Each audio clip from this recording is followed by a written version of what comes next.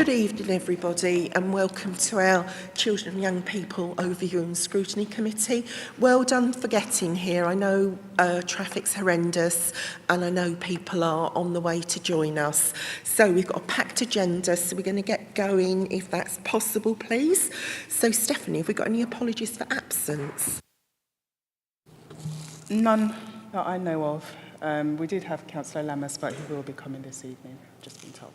Oh, that's lovely. I've missed him. I've not seen him yet. That's good. So item 2 is the record of the last meeting. And now I looked at this. I couldn't see any issues or problems. Anybody else? Are you happy for me to sign it as a true and accurate record? Thank you. Any urgent matters arising? No? So, agenda item 4, disposable pecuniary interests or other significant whipping issues. We've got none on our side. No? Okay, so it's an exciting meeting because we've got our brilliant financial support on both sides of us this evening. So the theme is finance and it starts on page 19 and we've got a great presentation to start with. Thank you. So thank you, Chair. So there are 3 finance reports on the actual body of the agenda, but we're just going to try and run through this presentation in about 15 minutes, just to kind of give you an overview, and we'll take questions between us and other officers after the presentation. So just to cover what the session is going to look at. So a quick overview of why the CYP kind of committee kind of services budget and the funding summary, a bit of a split about what is funded from general fund as opposed to kind of schools grants, a little bit look at the schools funding formula, a little overview of the current year revenue forecast and the current year capital forecast, and then the majority of the presentation will probably be more on the kind of the 25-26 draft budget proposals. So just in terms of the CYP ONS finance responsibilities. So ONS committees have always been responsible for supporting the Cabinet to develop the budget for areas within their remit, and have always been consulted on the draft budget as they are tonight for many years. However, previously the budget monitoring was only reported to kind of business support ONS after Cabinet, but from last year we started to report kind of the monitoring reports to all ONS committees. So just as it says on the slide, the terms of the reference of the committee kind of include a development of the council's revenue and capital budgets insofar as they relate to the functions in terms of reference within the committee. The next slide just kind of goes through the services that are covered within the kind of remit of the committee. I won't go through each and every one. Got a bit loud, sorry. But that's just to kind of give you an overview of that. I suppose the point to make is that the council's budget isn't built around is actually built around operational directorates. So you'll see in some of the budget reports we present some elements to this committee, but also to other committees such as kind of health and adult social care. So for instance, the public health elements and the directorate management team budgets will be reported to both committees. I'll pass over to Mariah, who'll run through some of the schools grants and general fund aspects. Thanks, Dave. So the DSG is a government ring-fence grant that we receive from central government, and it's providing funding for education and school services. And when we refer to the general fund, we talk about those services which are funded by council tax, business rates, and non-ring-fence grants. So what I've included on this slide is a flavour of some of the services on which area they will be funded from. Now, this is not an exhaustive list, but this is just to give you a good flavour of how these services are split across this directorate and division. If I go on to the next slide, which is our DSG, you can see it's made up of 4 blocks of funding. Each block has its own set of rules and regulations that we must agree that are set down by central government. For example, the schools block has a mandatory 99.5% pass-through rate to schools and academies. So that means we can't retain more than 0.5% of that grant. We actually don't retain any of that grant, if I'm being honest, at the moment. You'll also see our allocation is based on our total allocation, which initially will include academies, and then we get what we called a DSG recoupment, which is the deduction we receive where the ESFA pay academies. So our DSG in total is worth about 344 million, but then after academy recoupment we receive about 119 million, which is where some of the differences lie. On the next couple of slides, I've broken down our services by area and whether they are funded by the DSG, whether they're funded by other ring-fence grants, or in some cases non-ring-fence grants and the DSG. Again, that's to give you a high-level example of where they split down.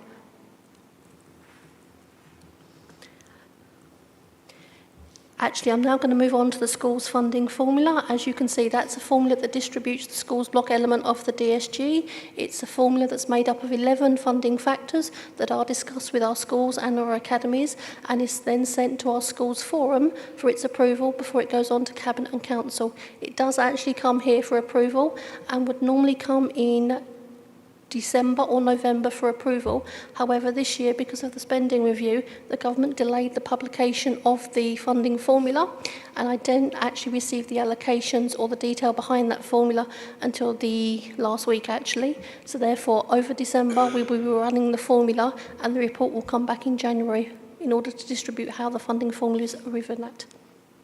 I'm now going to hand over to my colleague again.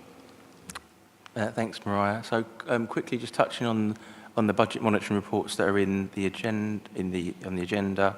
So the next 3 slides are just kind of tables that are in the reports that covering the revenue budget monitoring for round 2. Overall, the overspend across the council is reported for round 2 as £11.2 million overspend, which is actually an improvement of just over £5 million from the first round of budget monitoring this year.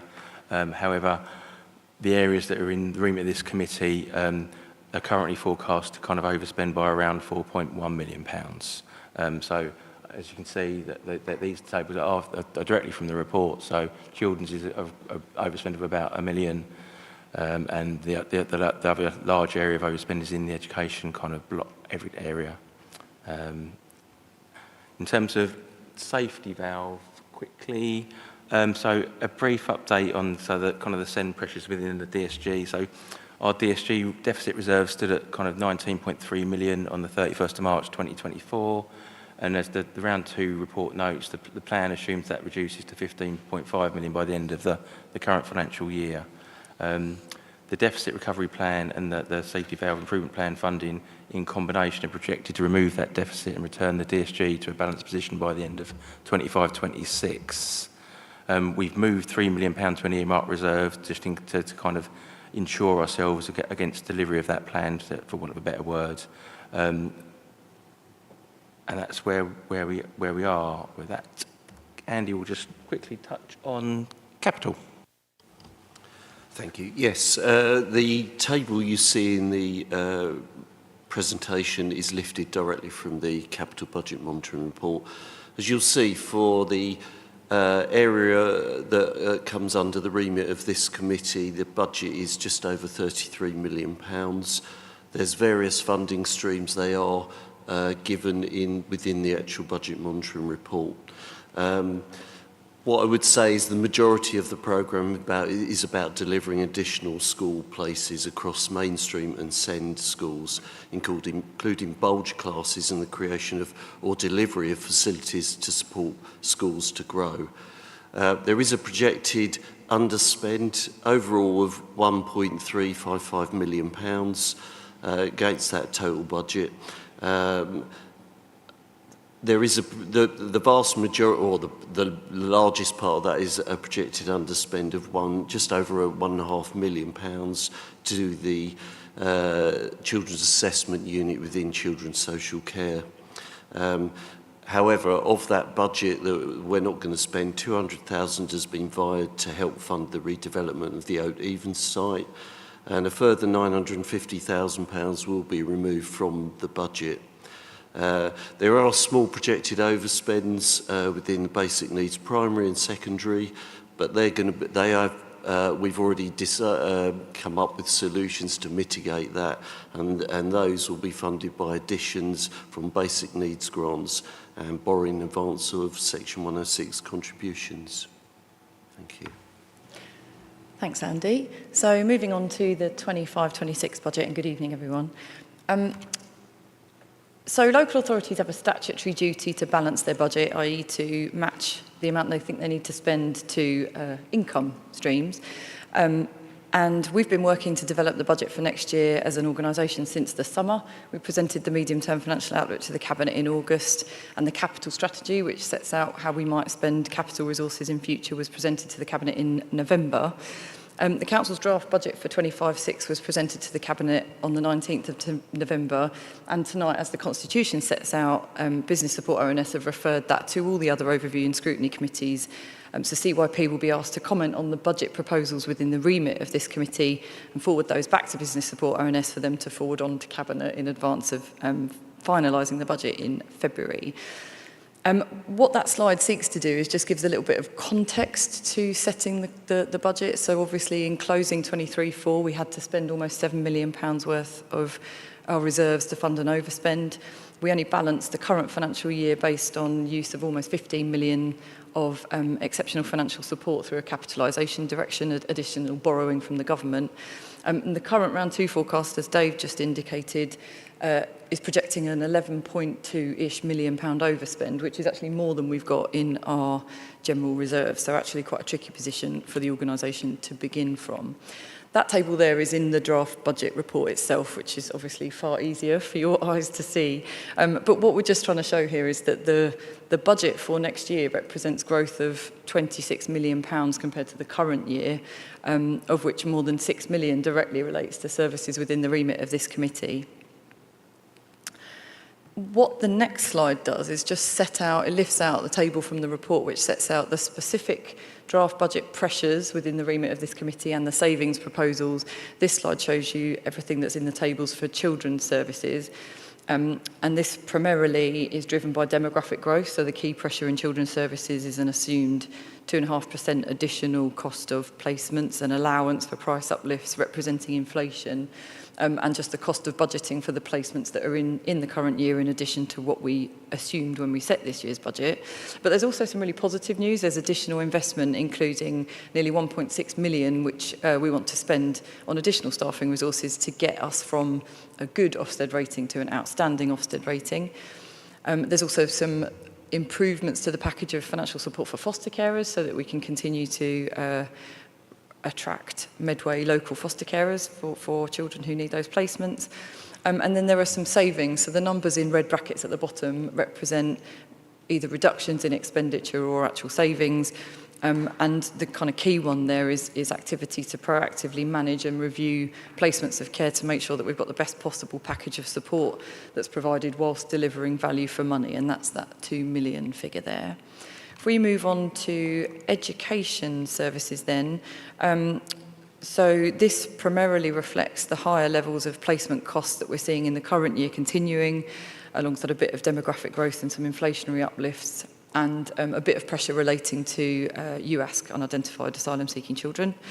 I suppose the other key pressure in this area in the remit of this committee is around send transport, and that's about 2.5 million. However, there's some savings identified in that table as well, primarily around a transport review, which is about identifying opportunities to make sure that we're robustly delivering our statutory requirements only when we look at send transport, and that could reduce costs by 5% is the projection in there, which brings that almost £800,000 reduced expenditure there. In terms of some corporate projections, so these aren't made directly by the services that are in the remit of CYP, but they do obviously impact the CYP budgets. So in terms of staff pay, there's an underlying assumption that as last year, Medway Council staff will receive a 5% cost of living allowance, so an uplift to fund the additional cost of life at the moment. There's also around 2 million for the council's continuation of the Medpay review, which seeks to ensure that there's appropriate career progression frameworks in place. And the contribution rate for employers for Medway Council's pension liabilities has gone up by 2%. So that's 9.5 million, of which around 3 million is directly in the services in the remit of CYP. There is a significant impact of the changes that have been made to employers' national insurance contributions, and so what the government has done is two things. It's dropped the threshold at which we start paying national insurance contributions on behalf of our staff, and it's increased the rate at which we pay those contributions. The government has confirmed that that local authorities will be compensated for directly employed staff for the impact of that national insurance increase, but we are not expecting to be compensated for kind of indirectly employed staff. So if you think about Medway North, there's a lot of council services are provided through Medway North, but those we won't receive compensation for those staff. And perhaps more in the remit of this committee, social care placement costs will be impacted by the cost of the uplift that will be payable in respect of staff delivering those social care placements, and so we would expect to see an additional pressure there. The draft budget takes you through all of the announcements in the Chancellor's autumn budget, and that's at section 14, but essentially until more details published through the settlement, which we're expecting in the week commencing 16th of December, probably, if I'm really honest, I think we're expecting that on the 19th of December, the day that Parliament rises for Christmas, we won't know what specifically will get through some of those grants. Some of those areas we've been a bit more confident in what we think we're projecting, and so those are actually turned into projections in the draft budget, but full details are provided at section 15. There's a couple of other key announcements just for Medway that I'll quickly touch on. So additional homelessness grant funding, and some funding for extended producer responsibility, which is all about how we make sure that packaging waste providers are actually, or producers are actually contributing to the cost of dealing with that waste. There's a couple of other key announcements that have come out since the autumn budget. So the government have published a policy paper in terms of local authority funding, and there's two key announcements for this committee. In the original autumn budget, the government said that they would be increasing funding by 600 million for social care. That's risen to 680 million, so that's obviously good. And they've announced a new, completely new children's social care prevention grant, which is about 250 million. We don't know anything about really how that will be distributed, because that's going to be put through a new formula that the Department for Education have come up with. So we don't know what that will mean for us in terms of an allocation at this stage. And then if I just go on to the next steps, so that policy statement landed on Thursday or Friday of last week, so we've got that first stage there. Obviously this is part of the process of overview and scrutiny committees being consulted on the proposals in their remits. Alongside this, we've got a lot of work happening with members of the corporate management team and other senior managers working with budget portfolio holders, cabinet portfolio holders, to agree other proposals, to review the projections that are in the draft budget, and to try and understand the impact of the government's budget statements and what they might mean for our budget.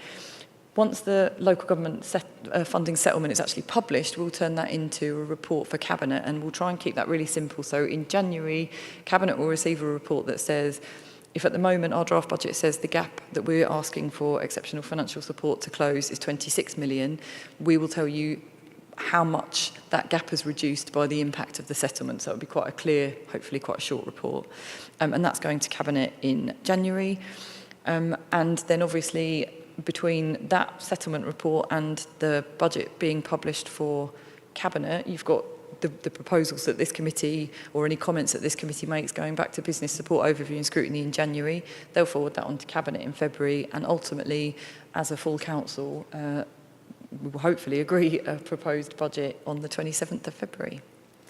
And that's our presentation, Chair. So obviously, colleagues are happy to attempt to answer any questions members might have. Thank you. Lovely. Thank you, Katie, Mariah, Andy and David, for that presentation. Really useful. Officers, do you want to say anything at this stage? No? Can I say to the committee that we've got two amazing young people here, so as we try to be child friendly, if they've got a question, they will be going first, and that's the only bias I will have this evening, as has been agreed. Okay, so any questions from the floor?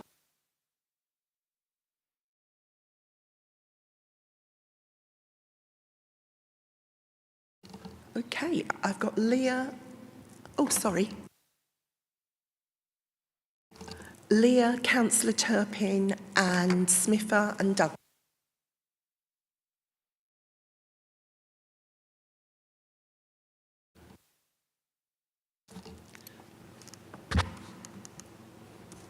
So I just specifically had the two. One of them would be, I think, for Katie, and it's obviously this is a draft that's based on current funding projections, but there's been government announcements and things of late about specific areas that might be due more funding. So I just wondered if there was anywhere that we'd expect that to ease or increase pressures, and then I'll get them both out of the way. So the other one was directly to children's. Are we now seeing less reliance on agency staff and project teams? No, there were obviously a huge chunk of budgets in previous years. So if we are seeing less reliance on them, what are the projected savings from that? Thank you. That's such a good question. It's probably remiss of me not to have covered it in the presentation, so I'm sorry. I think, firstly, what I'll say is that the government, in announcing the autumn budget and in the policy statement that MHCLG have published, have been really clear that they recognise that essentially local authorities have been underfunded for some of the kind of core pressures that we're seeing across children's social care, adult social care, SEND, homelessness, etc. And that they are keen to fund more of those pressures. I think the other thing that's really interesting for Medway is that they are also really keen to distribute funding differently.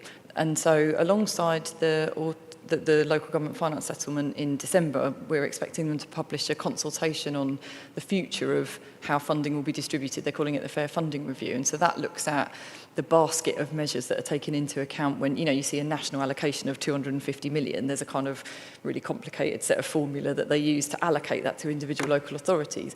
But the really strong theme coming through that policy statement and through the autumn budget is that that will be distributing more funding to authorities on the basis of need. And so they would look to distribute more funding to authorities with higher rates of deprivation by the indices of multiple deprivation, and those who are less able to raise taxes so significantly locally. So obviously, until we see exactly what those mechanisms look like, it's really difficult to estimate what any of those national announcements of funding will mean for us.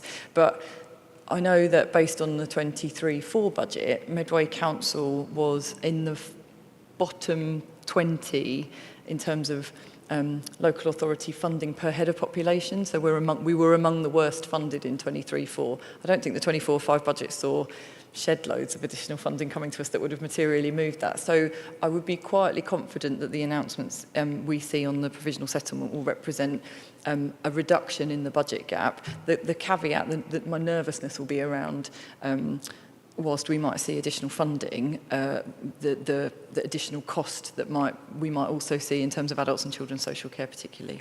Thanks. So in relation to our agency staff, if we were to think about October 23, our locum staff rate was at 32%. In October 24, it was down to 20%. So we are seeing a reduction with a target to remove another 300,000 before the end of March. And if we get to the 20%, which we are delivering at the moment, then we should deliver that.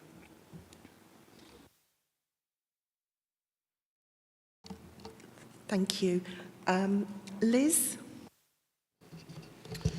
Thanks, Jo. Yeah, I just had one question at the moment with regards to the SEND transport. So, Katie, you mentioned about sort of some considerable savings there and sort of being, I guess, stricter on providing statutory services there. I just wanted to sort of get a little bit more detail on exactly what you're proposing and I'm just thinking sort of like children with EHCPs, if they've got a named school, my understanding is we have to provide the transport there, but I don't know if you can sort of explain that a little bit more and how you expect to get those savings in. And I'm just concerned that there could be knock-on effects, that it could save money in transport, but there could actually be some other costs coming out elsewhere, you know, later on.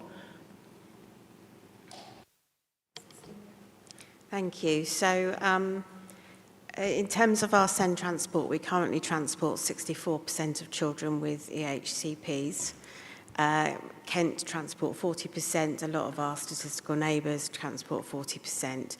We are, this has come up before, quite generous in our transport policy, and we do provide, in many cases, more than what is our statutory duty. Now, part of that is because we have children transported quite a long way away because of our geography and children going to Kent. So the more inclusive we become and the more locally our children go, that will have a reduction in the amount of transport. But the legislation has also changed for children with EHCPs. So if we provide a special school and then the parent wants a different one that's further away, or that through whatever process that child doesn't go to their nearest special school that we've provided, we now don't have to provide transport. So we've set ourselves a target of reducing that by 5%, so that's 64% down to 59%, and that's where that saving figure has come. And it's as best a guesstimate as we can give, because obviously transport costs different amounts for different young people, depending on the type, how many are on each provision. But we know from our transport review that we have been over-generous, well, not over-generous, but we've been very generous in terms of who we're giving transport to. So that is where we're looking to pull that back in and be tighter. Thank you. I'll just briefly come back. Yeah, thanks very much for that. And it's worth knowing the sort of comparisons with neighbouring authorities as well and what we do. I guess my concern is I just want to look at it closely and just concerned where it's pulled and the effect that might have. Sometimes that might be the thing that's holding a family together. Transport, and it may sound a little bit, over the top, but I think, I'm just coming from personal experience as well, bringing some of that into it. It's quite valued, and a family may not be getting any other assistance. That might be the one thing. So pulling it could then have a knock-on effect with, going into other services and a cost there. And also, there's a sort of, we can't do transport, but we can put your child into mainstream with support. Well, that comes at a cost as well. So you're saving money on transport, but you're spending it elsewhere, having to provide, support to the child in a mainstream case. So I just wanted to sort of point that out and just sort of make sure that we're looking at it across the board. We're not just looking at savings within this particular pot and the knock-on effect of costings elsewhere. Thank you. Thank you, and absolutely, I can assure you that EHCPs and where children are placed the decision is made on the child and the child's needs. We have a banding system, so it doesn't matter which school a child goes to, the cost to us in terms of the high needs block is the same. So they will get the same funding if they go to a mainstream than they do to a special. We do push for inclusion. Our young people should be in their local communities. We should have rich, diverse schools with who can cater for a broad range of needs, and that's a national agenda as well as our agenda. And the more we do that, then the fewer children will be forced to go to the other side of Kent and spend an hour and a half on a taxi or on a bus each day to go to school. So, but absolutely, it's not just this is a cost saving in transport. We do work on what is in the best interest of the child. Celia, could I come back on that? I wonder, when you have your head teachers meetings, that you could, being disabled myself, I think you need to visualise many of our disabled children as adults making a contribution. So not only is that going to local schools and getting the right provision, it's maybe preparing them for that transition. And, long gone are the days where my brother's in a wheelchair and I'm training him to London buses because he couldn't get on them any other way.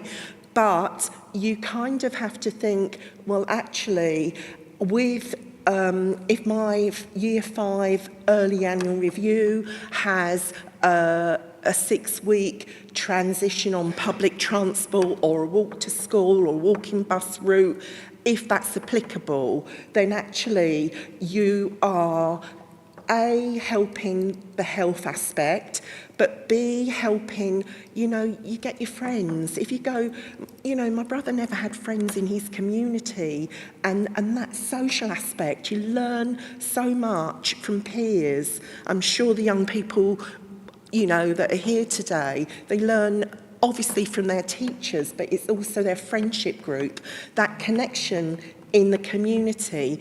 And it's not until you try you don't realise what you can do, and you know, even on a lot of public transport now, you know, Beats headphones are like ear defenders, so those are not going to stand out and things like that. But you can't. We've got to set our children up to succeed, to be ambitious, and with the right little stepping stones, anything is possible, I believe. Thank you. I agree with you. We are looking at travel training. It is very much about supporting independence and transition for the growth of our children and young people. Medway Parents and Carers deliver travel training as well for children with additional needs. Thank you. Sorry, Douglas, I jumped in there, and I've got Adrian, George and Sharon. Is there anybody else?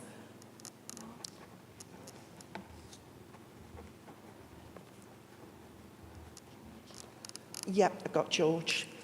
Okay, so it's Douglas. Oh, Smither, yes, after Douglas, sorry.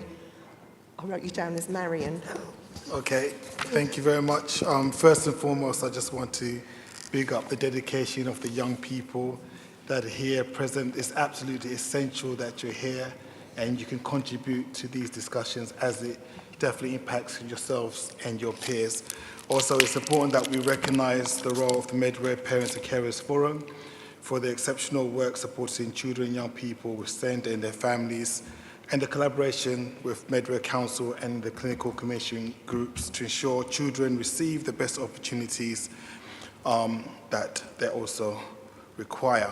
My one question is I'm going to lump it all together in one. Is relation to the draft budget pressures. I know it might feel like a minuscule saving at this stage. This is in relation to the savings projected arising from the introduction of artificial intelligence to support the completion of education, health and social plans. I do appreciate that this is a journey that is still ongoing.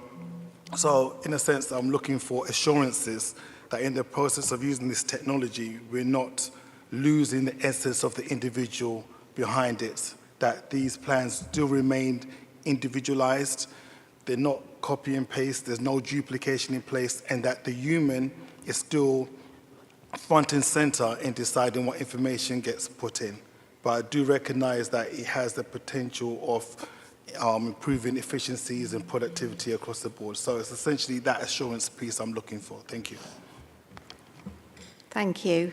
So I'll take that one. So we are piloting the use of AI in terms of pulling together the information in an EHCP. For an EHCP, we get lots of data. We get it from the schools, from many health reports, and obviously the education psychologist. And at the moment, the EHCP writer has to literally cut and paste that information into the relevant parts of an EHCP plan and then go through and have the consultation with the parents and work through.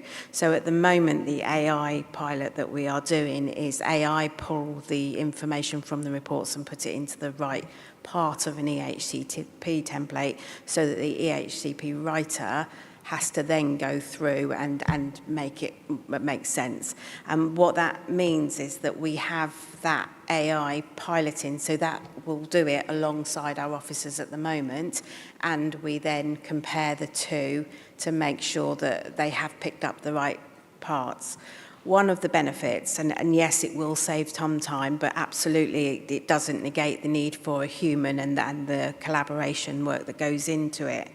But one of the things that it does benefit is the AI has a lot of learnt intelligence on the quality of EHCPs, and they've been running, the company that we're with has been running an EHCP quality assurance program for many years that's used by a number of local authorities.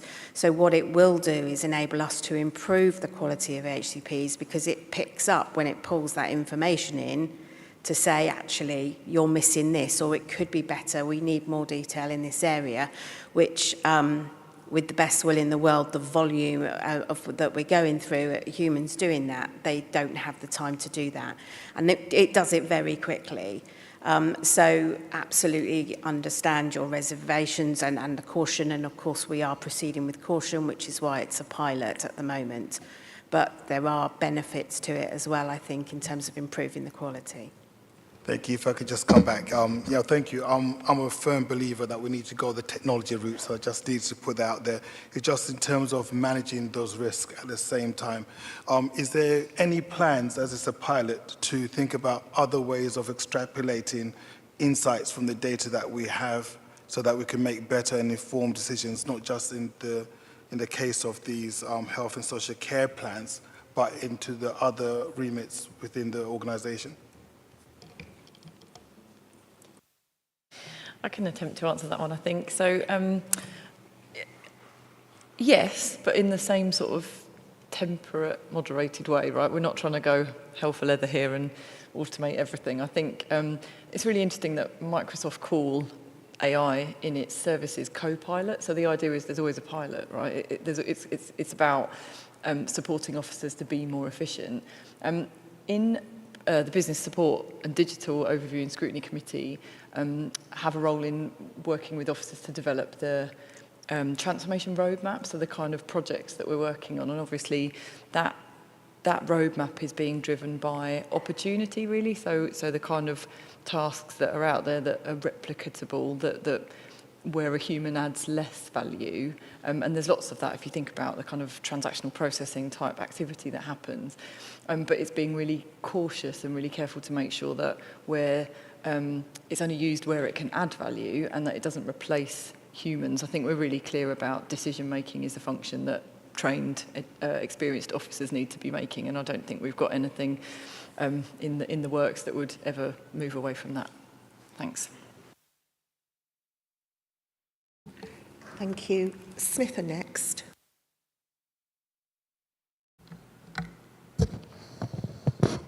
Hi, thanks, Jo. So I have like conflicting comments on this, so bear with me, I'll try and be coherent. So I can obviously recognize, and I'm grateful to the Cabinet and to all the officers who have worked so hard to balance the books and to reduce the deficit. Obviously, it's really important to be responsible with public money. It's a moral obligation, absolutely. So we should be looking for value for money. And I'm glad that we're taking this responsibility seriously. But I'm kind of reflecting on the wider context. It's obviously sad that being one of the wealthiest nations on earth, when we're looking at children's services, we're still thinking we have to scrimp and save and cut things. That's not a great position to be in. And I think we're here because of systematic underfunding of our critical public resources and infrastructure. So it's frustrating to be in this position, really frustrating. But I'm curious about this process of getting the deficit under control. I was curious about this last year when I sat through it as a newly elected councillor, and I'm now. When you look at this, you obviously have this number in mind. We have to fit in within this number, and then that's passed down to all the council departments to say, can you do your bit to make sure if we fit in with this number? And then you find the savings, right? But in that process of finding the savings, I'm thinking at the end of this whole process, at the end of this discussion we're having, are the children of Medway, the people of Medway are sat at the other end. And what I'm most interested in, the real impact on them. So I guess what I'm looking for some reassurance that while we are responsible with money, are we sacrificing things? Is there, what safeguards are there to make sure that the impact on people's lives is minimized? Thank you. It's another really good question. So I think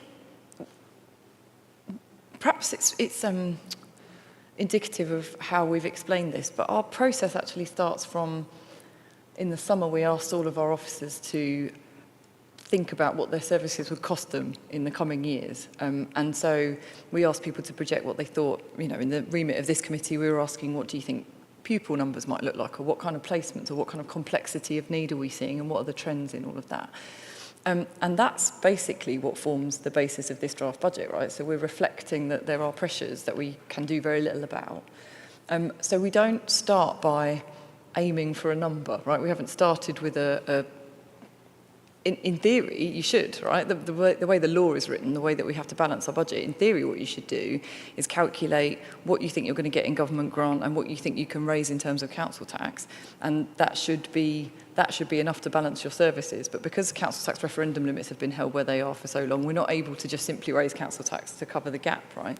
But we don't start the process by saying we've got a magic number in mind and everyone needs to find savings to get to that number. And in fact, what we've actually done this year is we've reflected all of the pressures that services think will be coming our way in the next couple of years, and we've reflected only those opportunities for additional income or savings that services feel comfortable with. I think it's really key to say that the pressures and savings in the draft budget are developed by the services alongside finance. This isn't a kind of target-setting budget.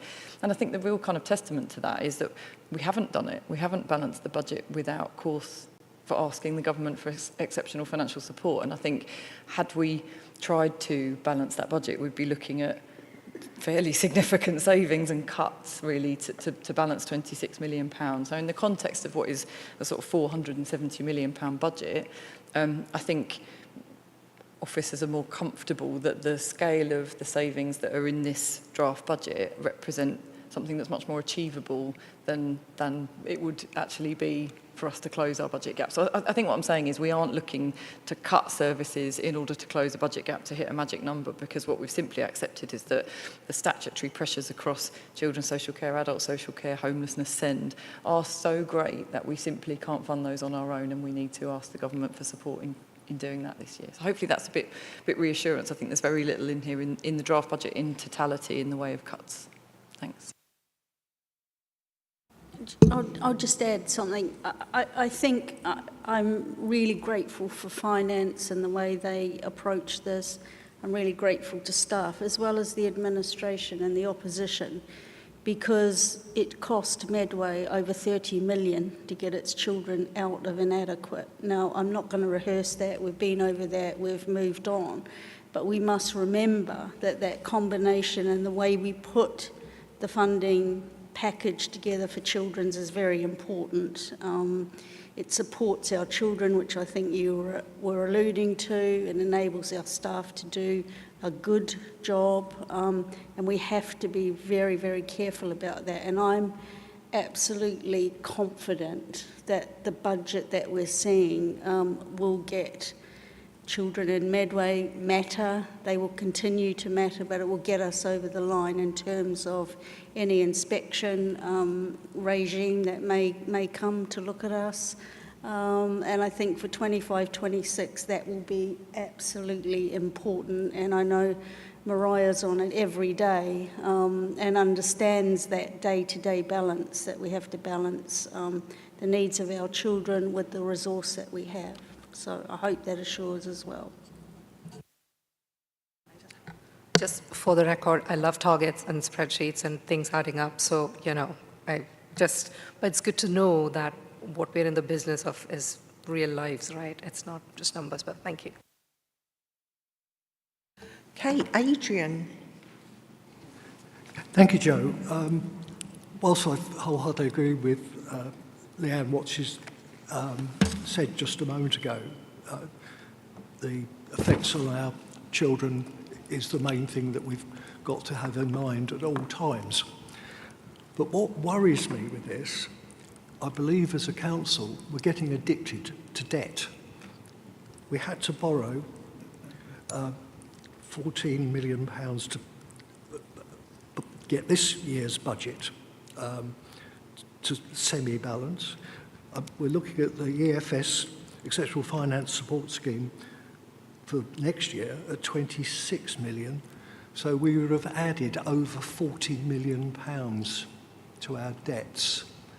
And like any other addiction, getting off debt addiction is going to be very painful and a long process. But we've got to wean ourselves off it, because this year, I believe, if I've got the figures right, we were looking at the cost of borrowing was just a shade under £20 million. For next year, you're estimating it at just under £19 million. But what worries me is that since the budget, the gilt-edged 10-year gilts have gone up in yield by 40 basis points, and that will directly affect sooner or later the public works loan board rates that we are borrowing against, and we just don't seem to be have a programme to get this under control. But I'd like some visuals of we've almost doubled the EFS request from last year to the new financial year. I mean, we can't, if we go on doubling it, over the next 2 or 3 years, we are going to get ourselves into severe trouble. So, the safety valve intervention programme, we're not reaching that target, I see. So, and then we've had, of course, we've got all the extra costs that are coming down our way with the national living wage and the employer's national insurance to pay. And, this is all built into our cost base. We can't, there's no way we can get rid of those costs. So, I'm just wondering, how much longer we can carry on down this path before, Section 114 is looming up. Thank you, Joe. Thank you, Chair. I think I'll start by saying I absolutely don't want to be in this position. Right? There's no person in local government finance who would rather be setting a budget balanced on exceptional financial support, but we're far from alone in being in this position. And I think it's clear from conversations we're having with, sorry, I'm not talking into my camera, it's clear from conversations that we're having with colleagues and peers across the sector that there is a growing number of local authorities who are in a similar position. But that said, I think when we set the 24-5 budget back in February, we presented a set of projections about what we thought the budget would look like across the medium term, so future years. And at that point, we estimated that we would need to take out an EFS, so exceptional financial support, this additional borrowing, for 25-6, and we'd estimated at that point that would be 16 million or thereabouts. So we already knew, and we told the government at the time, that we would need to make an additional request for this year. And then I think you've only got to look at the current year monitoring to see what's happened to actual activity. So the volume and cost of placements across social care, across homelessness, has just continued to grow beyond our initial projections. I think what's really important to note is that the government tone has really shifted around exceptional financial support. So whilst obviously we're not talking about it like it's a great thing to be in, this government has really recognised that local authorities have been driven to this place because of those spiralling demand and cost pressures, and that they simply don't have the ability to raise funds locally to bridge that gap. Now, when we originally asked for exceptional financial support of the government last year, the borrowing that we were going to undertake, we were told it would be at a punitive interest rate, i.e. so we had to pay 1% on top of the rate that we borrowed at typically. The government have said that they're not treating it as a punitive issue, which in and of itself is them saying they recognise that you didn't do this of your own accord, right? This is beyond your sort of ability. And I think also just the fact that when you look at the authorities that are in EFS, there are a handful that are in EFS for, I think, what anyone would look at those decisions that they made in terms of the scale of borrowing, some local authorities, etc. That there's a couple of outliers, but the majority are similar authorities to us. They are people who have relatively low tax bases, quite high needs, and perhaps just not the scale of tax base to be able to generate enough income to cover those pressures off locally. And I think that in terms of what the government is saying they want to do through this next settlement, in terms of how they redistribute grant funding to local authorities and how whatever else that settlement might mean for us, I think we're quietly positive that that will be beneficial for Medway and that will close our budget gap and therefore reduce the amount that we need to borrow next year. It's just that until the government lays the funding settlement before Parliament, we don't really know any of the detail about those or the scale of that impact. I can't sit here and tell you that I think we're going to end up not requiring additional borrowing and an EFS ask for next year, but I'm obviously hopeful that the value will be reduced. And I suppose just following on from that, at the same time when the funding, kind of provisional funding settlement is announced in Parliament in December, there'll also be a consultation, I think, launched on funding reforms for 26-27 onwards. And if that kind of change in policy continues, that should help to improve our kind of share of overall national grants going forward. Hopefully, it won't be the entire answer. There'll need to be other decisions made across the council, I'd imagine, but it should hopefully make that more manageable in the medium term. So, I think you put a very positive spin on it, but I'm still worried because we've also got to put our own house in order a bit. And I mean, colleagues have mentioned the effects of AI, but AI is just a tool, and what we need behind that is, in which we did have one time in the authority, and I hope we still is working now, a business change team. It's talking about digital and AI, they're only the tools, but you need the system changes, and the real transformation is the changes in the way we work, and and using the technology is just a means of getting there, but you've still got to have that drive to push that forward, and I think we've lost that, and unfortunately putting the word digital into the title of an ONS committee, it doesn't compensate for the loss of the digital the transformation board that we had under the previous administration, because we have for the longer term we have really got to transform the way that local government works, like the private sector has had to do, otherwise they wouldn't have stayed in business. So I would have liked to have seen something in this budget, for business change and transformation. I haven't been able to spot it. It may be in there, I haven't spotted it. But, are we going to carry on, investing in the means to make that fundamental transformation? Because, we can't salami slice anymore. We've tried that, and it hasn't worked. Let's be honest with ourselves. It's just resulted as... Thank you, Adrian. Can I let Katie answer that? Thank you, Chair. So I think I'm really pleased that you use the word investment, right, because we've talked about this over a number of years, haven't we? And I think what the last couple of, particularly last year's budget and this year's budget seeks to do is really invest in service delivery and investing in what we've called right-sizing. So not in the remit of this committee, but in adult social care, we've added significant additional investment to enable that service to deliver better for residents in Medway. And that, Leanne explained, we've spent effectively 30 million to get from the previous Ofsted rating to where we currently are. And this budget reflects investment to take that even further. And I think we absolutely want to continue to improve service delivery. That's really fundamental. That's what we're here for, isn't it?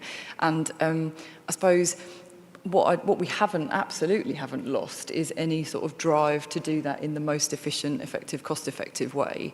And in the current financial year, we published a financial improvement and transformation plan, so the FIT plan as we call it, and monitoring of that is going via Cabinet, and that sets out all of the activity that is underway to manage expenditure and to introduce savings and to introduce further sort of transformation opportunities. And there is absolutely still that resource in the budget to deliver transformation. So in what this budget actually does is says that we will continue to make the investment that we introduced in transformation in the current year budget, so the additional sort of 1.1 million of additional resources to support all of services to deliver that business change activity. But that all this budget has done is taken away the kind of discrete target that had, and instead that team, that resource, will be working alongside all of our officers to try and drive forward transformational change where that's appropriate to do and where the services are ready to do that and where the opportunities are. Thank you. Yes, and Adrian, I'd like to say we went to a conference last week in Liverpool, and I'm really assured by the Minister from Lewisham, Joan Darby, because what she's saying is the government, 5 months in, are very child-centred. Children are at the forefront of everything they're doing. So as Kathy's alluded to, the £1.3 billion, we don't know what slice of that we're getting, but we will be getting a piece of that pie. We are not the only authority in this situation. In fact, they're growing, which is why Angela Rayner is offering support. and, you know, looking into these things. And as Katie's already said, that's the week beginning the 16th of December. You know, we've opened up breakfast clubs because children are struggling with going to school, being ready for school, being fed, being welcomed, being warm. And also there are £250 million going into early help funding because, you know, Sure Start centres really had an impact, early intervention really has an impact, and we're going to be right on it. Thank you.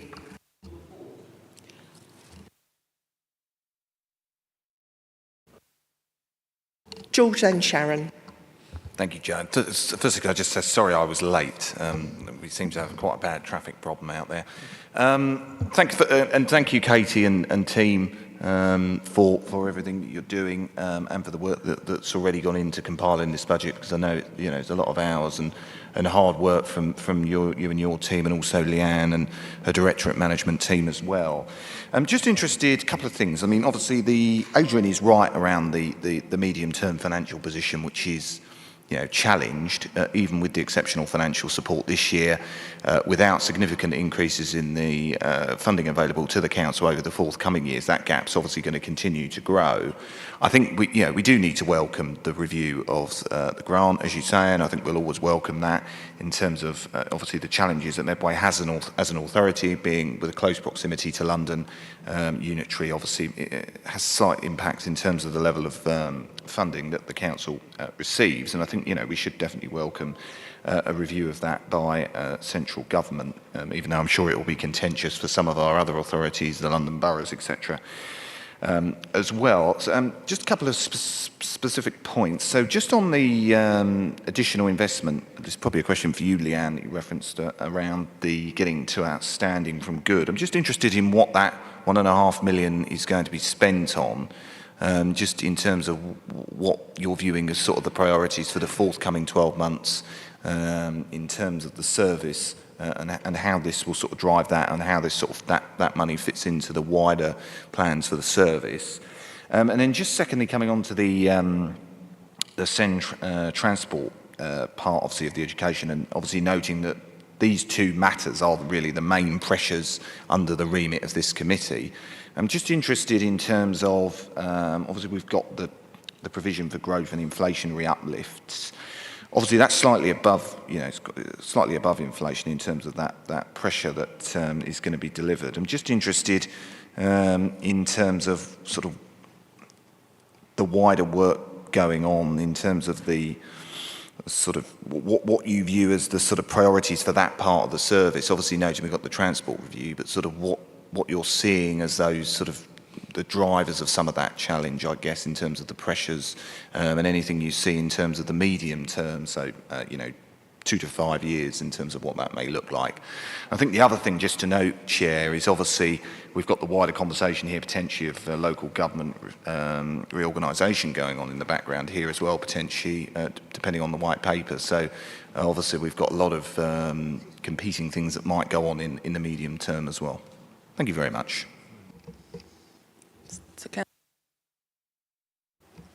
The 1.5 to get us from good to outstanding. So it's increasing our staffing capacity.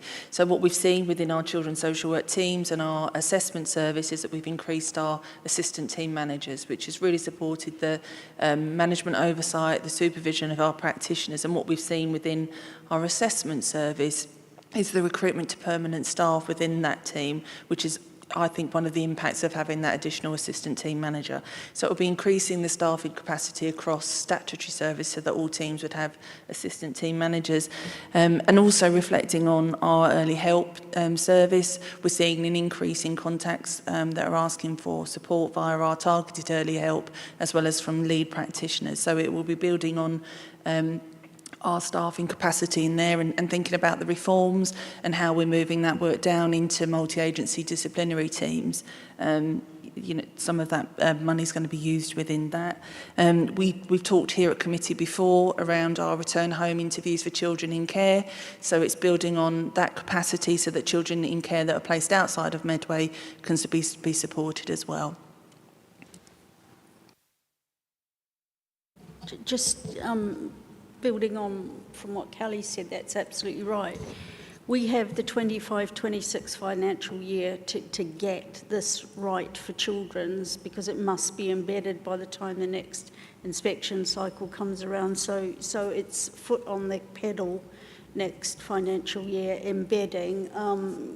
We all have an ambition to get Medway's children to outstanding. I am fairly confident that we could get one, maybe two of those categories to outstanding, but we need that additional resource just to shore that up and move us on. I think 26-27 financial year will be different, because I've said to officers, next year is it. We can't keep going like this. We've got to have some plateauing so that our children have consistent and high standard services. So that's basically it. Thank you. Celia. Sorry, thank you. Just to come back on the transport question. So there's a number of things driving the pressure at the moment. One is the significant growth in our pupil numbers, more than just the birth rate, but the significant inward migration that we've got. The second is the availability of provision locally for that growth of pupils. You'll know that we've put bulge classes in, but we do send a number of pupils outside of Medway or across Medway, which is greater than the 2 or 3 miles that qualifies for transport. And we certainly had through COVID seen a significant uplift in the price of contractors with the fuel inflation and etc. We did re-procure this year, and that has brought some savings into the procurement, but it's always very challenging, especially if you've then got to go out in the middle of the year and you're held to that point where you've got to find something urgently because it's failed somewhere else. I think it's a really good question about the medium to longer term.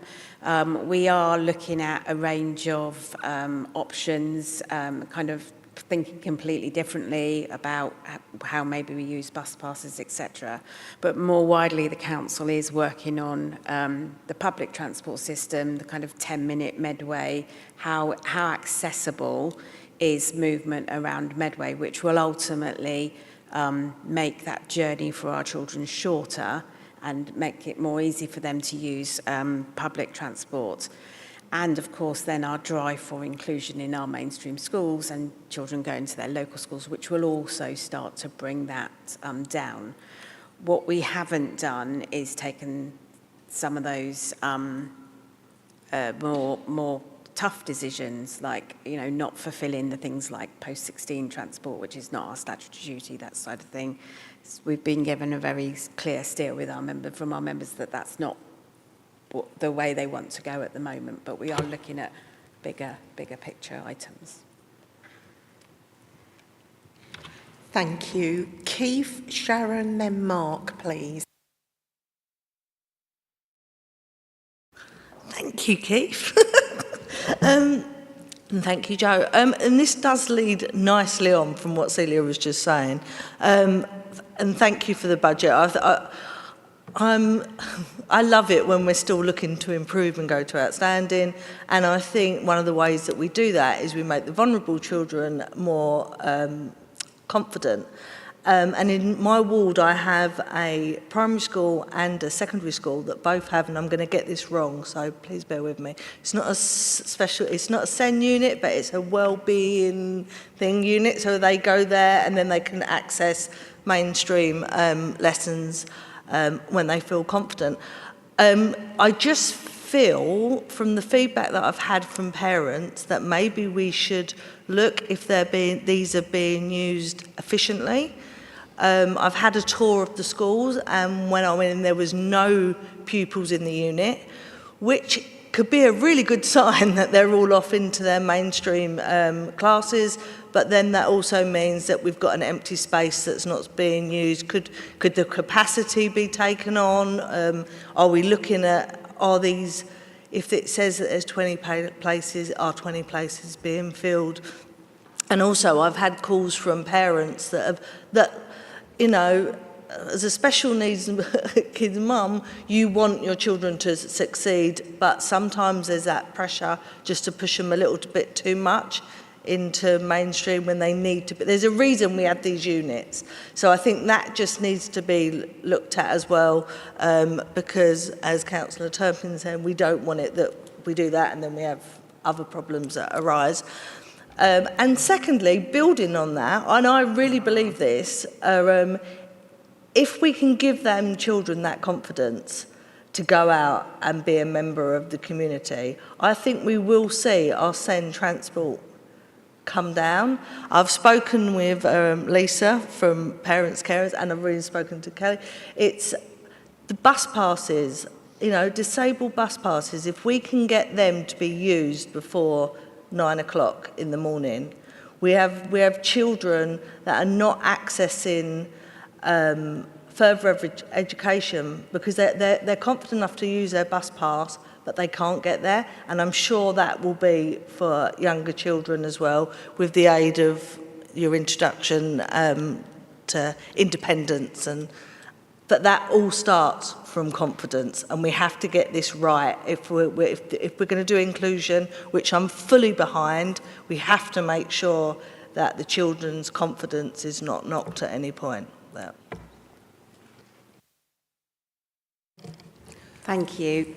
Yes, and I agree that, you know, in terms of the bus passes, we are aware of that time frame or the issues that that's causing. So those are all the options that we're looking at, but absolutely that's where we want to get to.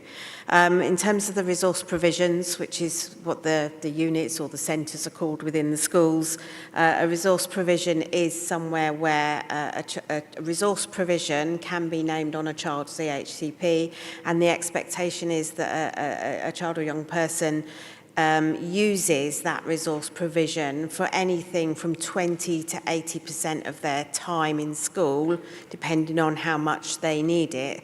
So they are integrated into the mainstream school as much as they can be, and then they get the support. And all of those resource provisions have specialist teachers in them. They have to have specialist teachers in them. We have, as part of the safety valve work, got a programme to grow and build a number of resource provisions, and we've had quite a few new ones coming on. I think I know the school you're talking about. So when we build a resource provision, we obviously put the building in, which will have the full capacity. At the moment, if it's a secondary one, we build it for 25, but we give them a building the size for 32 because we want to have that expansion ability in there. But we start with 5 in year 7, 5 in year 8, so it rolls through. So if you've seen one, and I suspect if it's the one I'm thinking of, they're only in their second year, so they will only have 10 children, even though they've got the capacity for a lot more, because the children roll through the curriculum.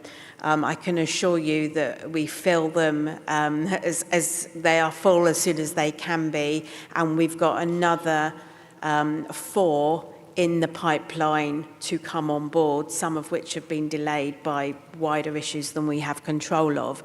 But absolutely, our preference is for schools to have resource provisions and have that specialist expertise right in the heart of the school. Thank you. Keith? Thank you, Jo. I'd like to say thank you for the kind words that were said about the forum earlier on. We touched on the artificial intelligence, and I'm hoping that you'll use the forum when you're deciding what direction you're going to go in.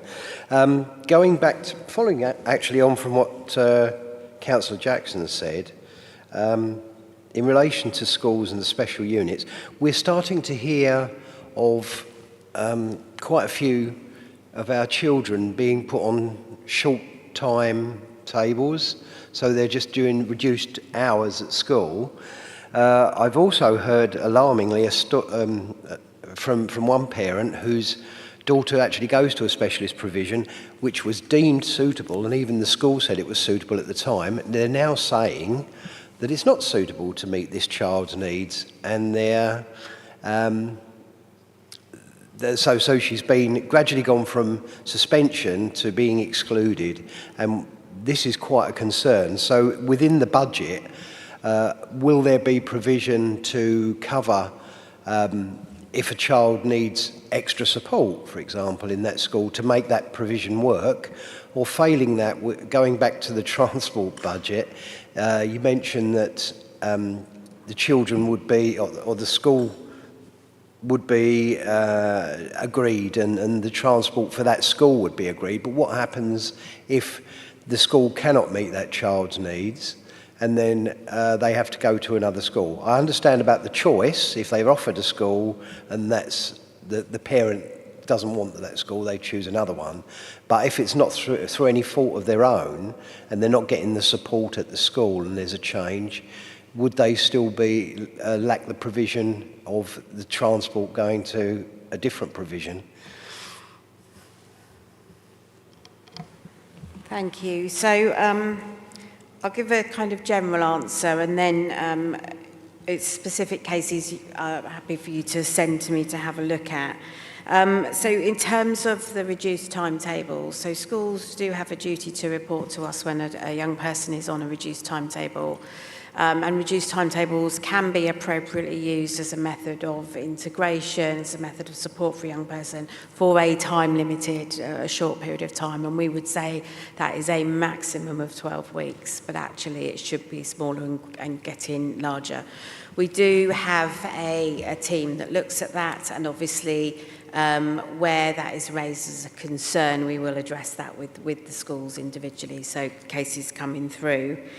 In the case of schools not being able to meet needs, so schools go through the graduated approach in terms of supporting young people, and they will layer on the support and come to the point where either they cannot meet the needs and the young person does need someone somewhere else, or they need to approach us for additional funding to put in that additional layer of support. And in all those cases, we work with the schools and the parents to understand what that need is. And there are different challenges around different cases, so it's difficult for me to give a set answer.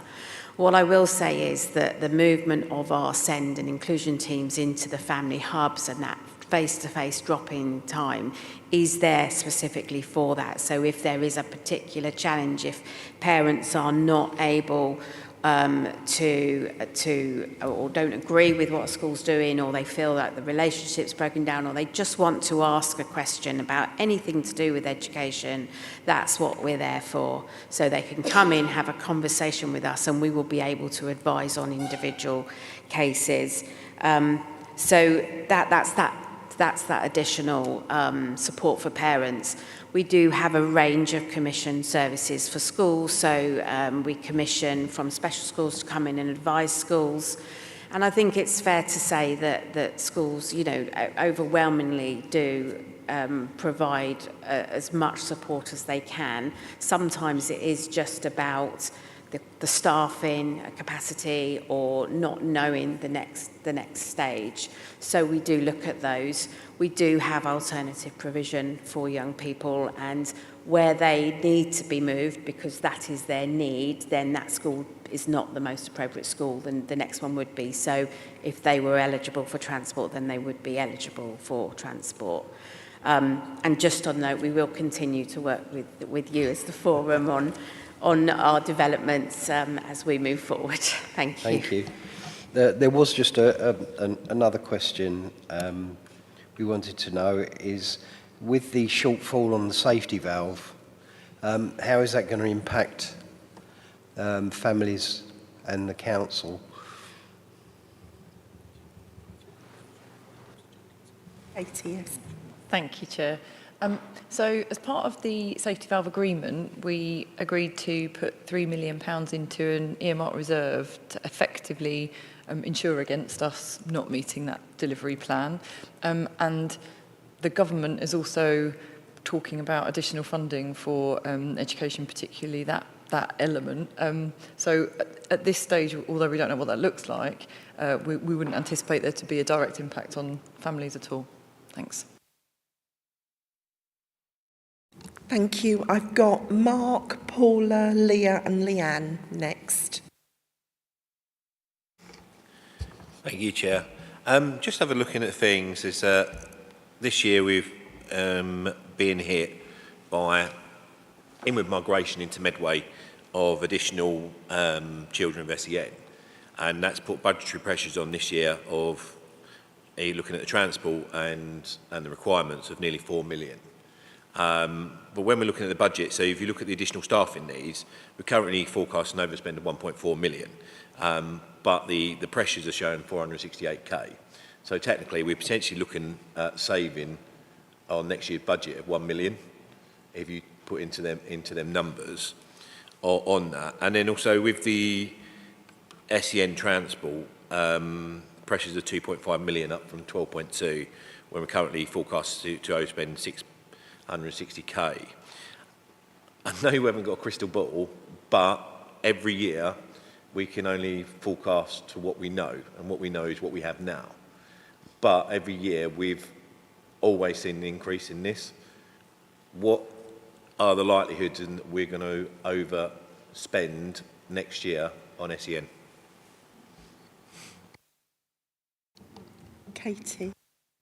I mean, the short answer is if I were able to predict with any level of accuracy like that, I probably wouldn't be working in local government finance. But I think a budget is always an estimate or a plan based on the best available data at the time. And when we put the budget for the current year together, we based it on the best information we had available to us, which was the closest projections we had about what would happen to demand. And that's all we're presenting tonight, is an updated best assessment. And as you know, we bring monitoring through the committee during the year that updates that assessment. I think the complication in the draft budget is that what we call the cost of current service pressure, that is the element of next year's budget which we're saying is effectively our budget catching up. And I'd love to be in a position where we said that we forecast a reduction in demand, but I'm certainly not in that place at this point. Thank you. Sorry, I did have one other question, which I just forgot to ask. It's to do with the route planning software. We're looking at saving 274k. I take that as making the vehicles use the most efficient routes. We've seen recently the state of our roads with utility companies digging up everywhere and stay. What is the likelihood that we're going to actually make that saving? Because at the moment, a lot of vehicles are going to be sitting in a heck of a lot of traffic and have been. And as a number of us over here get regular complaints about their roads being dug up for weeks on end, are we likely to see that 274k saving? Thank you, Chair. So I think as we, as officers responded to an earlier question, actually, that the projections in the draft budget in the remit of this committee are, I think we're much more comfortable that they're based on the best available data at the moment, and that saving, as Celia articulated, represents a percentage reduction, not a flatline number. So at the moment, that's the best information we have. I think in terms of pothole funding, that's probably a matter for members.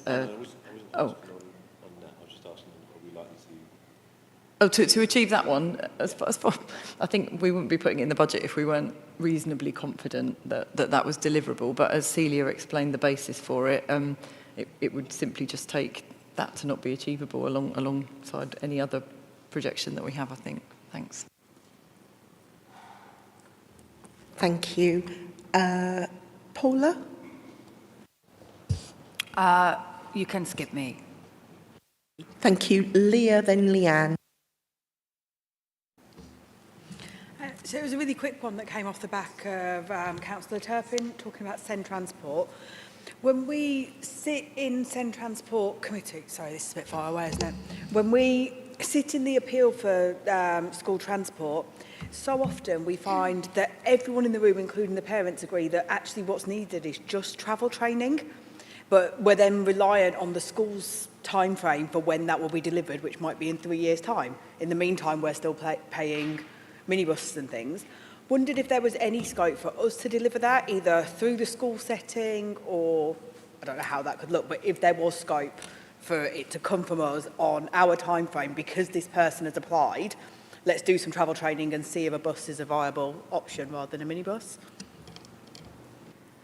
Thank you. There is a transport working group and that is on the list, and we will be working with Medway Parents and Carers who already deliver some travel training as well. Okay, Leanne?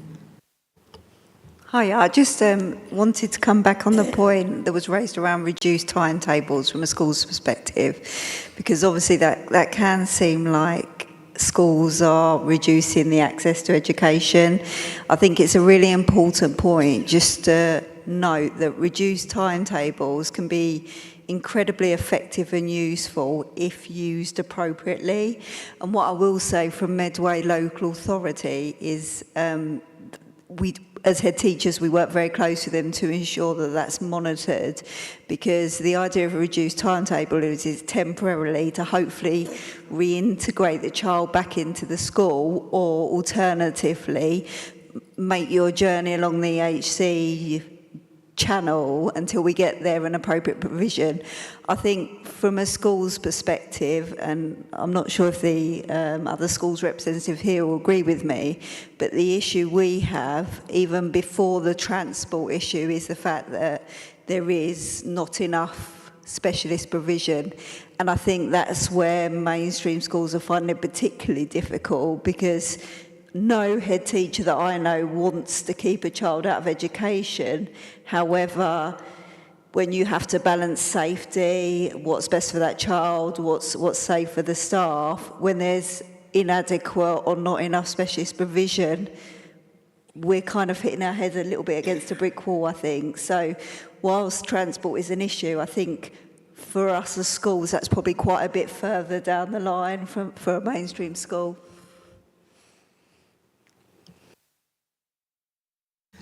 Thank you for that contribution. Okay, I'm going to end it there, if that's okay. Over to the Vice Chair. Oh. Are you okay, our younger members? Did you want to ask anything? Oh, I do apologise. Amelia, have I got it right? Brilliant. Thank you, Amelia. I just wanted to say about how I live on the peninsula, so with like the reduced bus timetables and that, how it impacts like school trips and that. So with the transport links and that to education, with the lack of like the timetable and that, it's like the bus comes every single hour, and especially like if you're going to extra like resources or something like the library on the weekends, there's like lack of buses to be able to get there for certain times.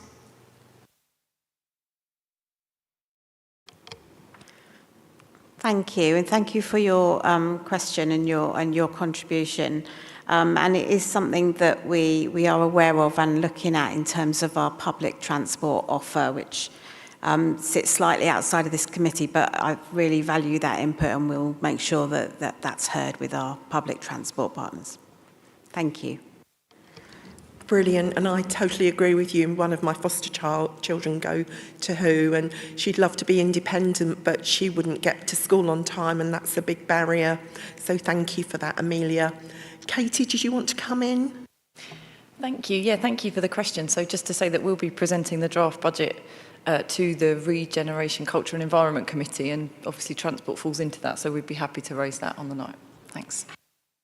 Okay, a big thank you to Finance.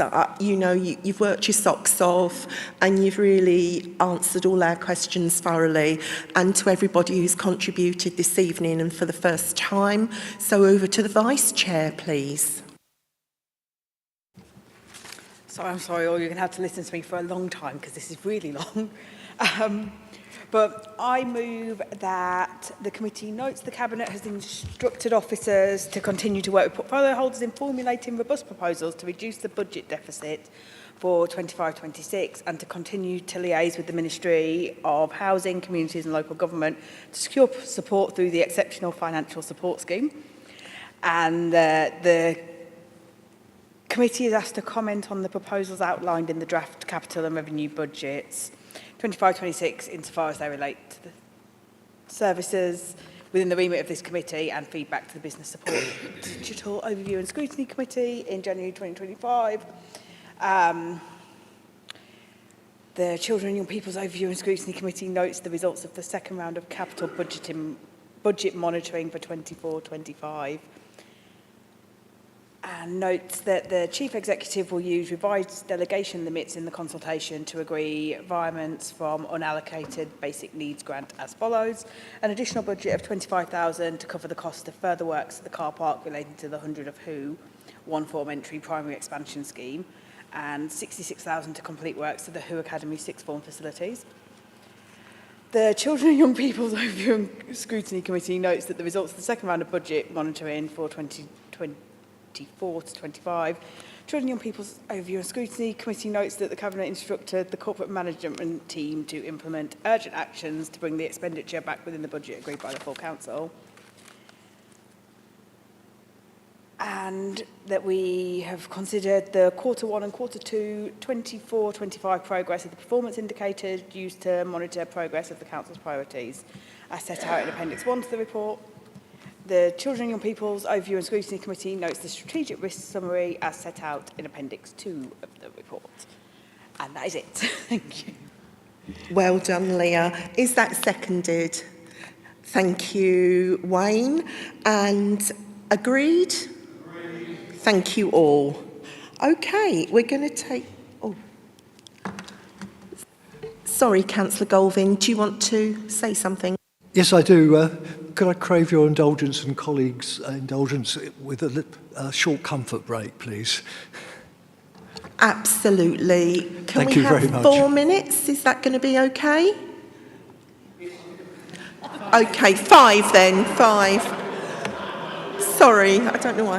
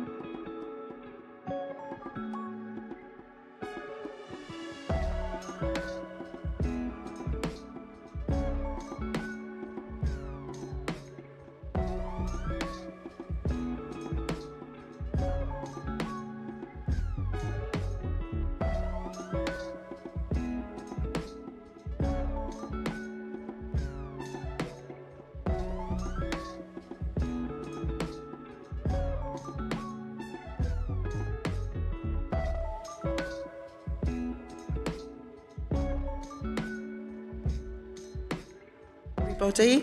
We're a bit ahead of schedule, and we're lucky to have the next A team here from the Safeguarding Children Partnership and also Child Friendly Medway. So they're each going to present individually, and then we're going to take the item together. So a warm welcome. Thank you, Angela and Amy.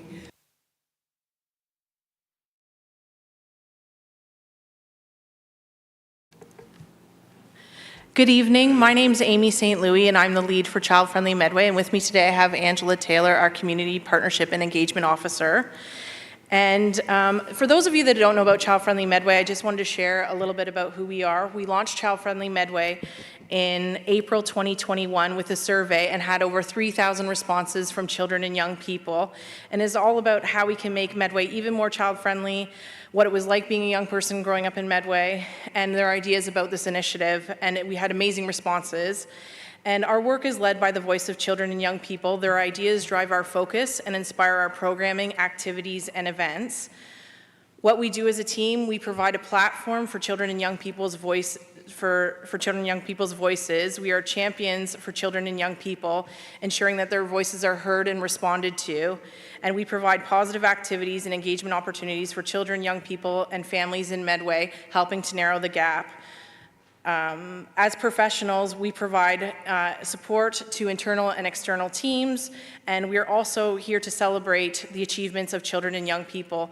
I wanted to share a little bit about one of our most important platforms that we use for children and young people's voices to be heard, and this is through our Child Friendly Medway City Halls. This is a platform for their voice, again, to be heard.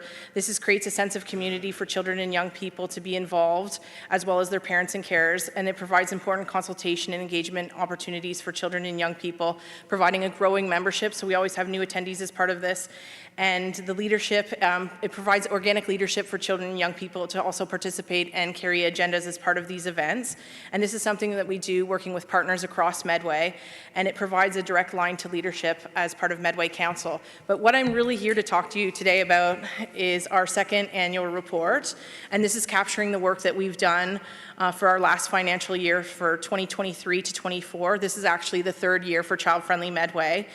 And in our third year, I'm delighted to share with you that we engage with over 114,000 children, young people, and families across Medway. And this is through our Seeing is Believing program with over 396 free activities and events. And I'm really pleased with this because we've really been growing over the last 3 years. In our first year, our engagement was just over 23,000, and that was when it was just myself as leading the team for Child Friendly Medway. And we grew in our second year when Angela joined us, and we had another engagement officer as part of that to nearly 92,000. So for this year to be celebrating over 100,000 children and young people as part of this initiative is really exciting for us. And so Child Friendly Medway, we are an initiative that reaches right across Medway. It's a universal service, for children and young people from expectant parents up to 25, and our aim is to be as inclusive as possible. Since launching, we have brought in over £500,000 in funding for children and young people in Medway, and I just wanted to give you some of the highlights from this year's report. So, as well, just sharing since we started. So to date, we've had we've held 8 child-friendly Medway City Halls with an engagement of 1,400. Our new Start for Life soft play initiative, it's a bi-monthly initiative that we launched last year through our Start for Life funding, engaged with 2,632 children and parents and carers as part of that. And our drop-in football program, which was the very first initiative that we launched as part of our Seeing is Believing program, engaged with 1,090 attendees. And our biggest event that we have of the year is our Super Saturday event. It's a superhero-themed event, and our engagement is over 30,000. And over the last year, we've also delivered some new projects and initiatives as part of this. We have Dino Day. We launched a new puppet theater as part of Child Friendly Medway, and a Book Nook initiative as part of our a Book Nook initiative as part of our For the Love of Reading initiative that was launched in the family hubs across Medway, as well as well-being centers and in the Medway Maritime Hospital. And we've given away thousands of books as part of our For the Love of Reading initiative and done 51 book trails last year, over 4,000 books we've given away, and we've worked with over 50 partners. Thank you. Thank you. And Anna Batty. Thank you, Chair. So I'm Anna Batty, I'm the Business Manager for the Medway Safeguarding Children Partnership. So in the papers for today, you've had the annual report again for 23-24 for the partnership. Just as some context, so working together to safeguard children is the statutory guidance that forms the framework for the work of the Safeguarding Children Partnerships, and that was updated and revised in December 23. There were some additional requirements in that new guidance in relation to the 3 safeguarding partners' roles and responsibilities. There was also a strengthening of the role of education partners within the work of the partnerships, both in terms of operational support, but also as well strategic input and oversight. And also as well new multi-agency practice guidance for children who may suffer or are likely to suffer significant harm. So as part of the revisions of the guidance as well, there's a real drive for safeguarding partnerships to move towards using the annual report as a self-assessment tool, very similar to the Ofsted process, and really be using that to take stock of progress against the work set out in the guidance as well as local priorities. So in terms of some of the headlines from the annual report, so under governance and national reform, so the MSCP partners, so the 3 safeguarding partners confirmed their alignment with some of the national, some of the changes and some of the national reforms. As well as confirming the work for 2025 in terms of reviewing their priorities. In relation to scrutiny and assurance, so Medway is one of the areas that's in a slightly unique position that we have a secure estate for children within our boundary, and that places some additional responsibilities on the safeguarding partnership. So in relation to that, the annual report confirms that the Safeguarding Partnership retains 2 independent scrutineers, one specifically for the secure estate and then one for the wider safeguarding arrangements. So again, in the report it sets out, you'll see the kind of progress over 23-24 in terms of that independent scrutiny, as well as the priorities going forward. In relation to the progress against the priorities, the plan sets out the evidence against those areas that you'll see in its own section, as well as those areas of focus going forward into this financial year. The areas around learning and improvement. So partnerships must set out their work in respect to rapid reviews.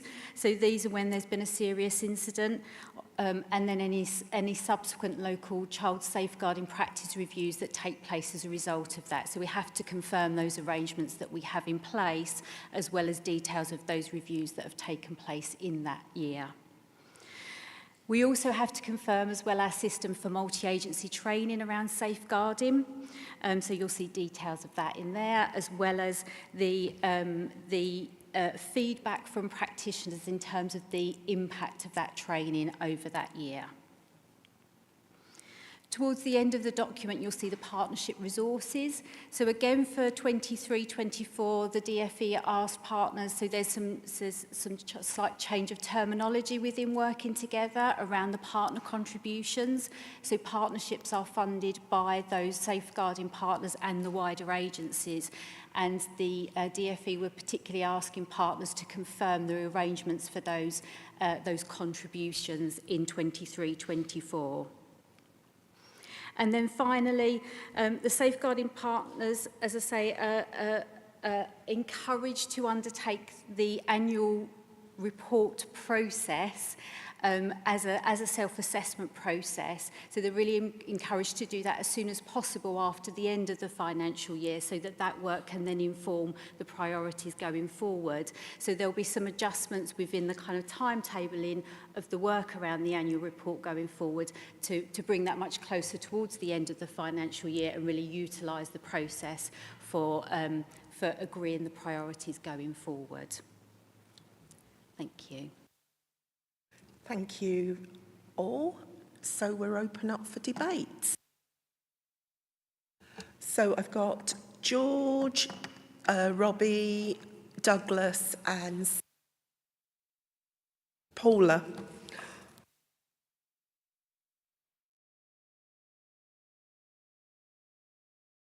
Oh, okay, thanks. Sorry.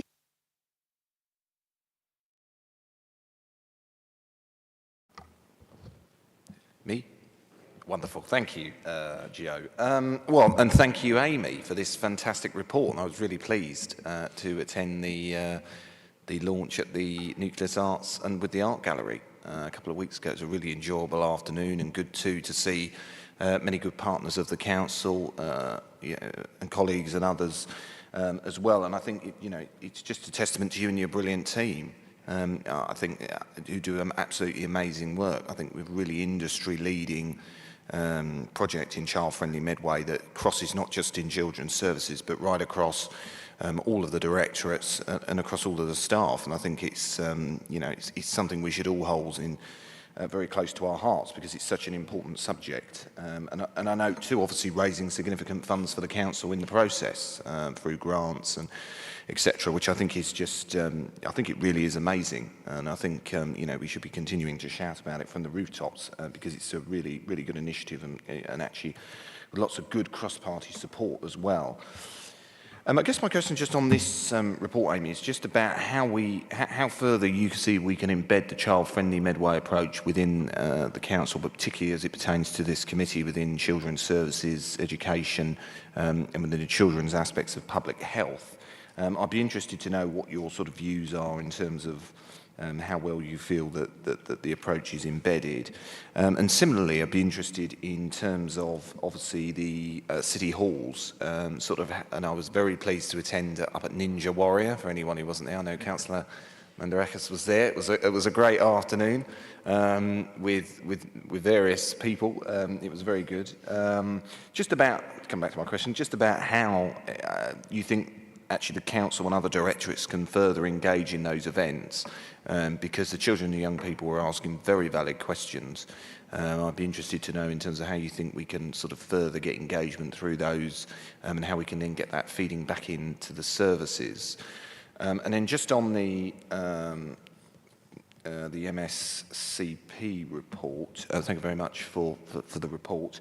I'm just interested in terms of the partnership approach, just in terms of how we're finding the working, and this isn't meant to sound like a loaded question, just in terms of how we're finding the working with other partners at the moment, noting some of the challenges, financial challenges faced by the ICB and the police, etc. I'm just interested in terms of how we're finding that in terms of working as a one Medway approach.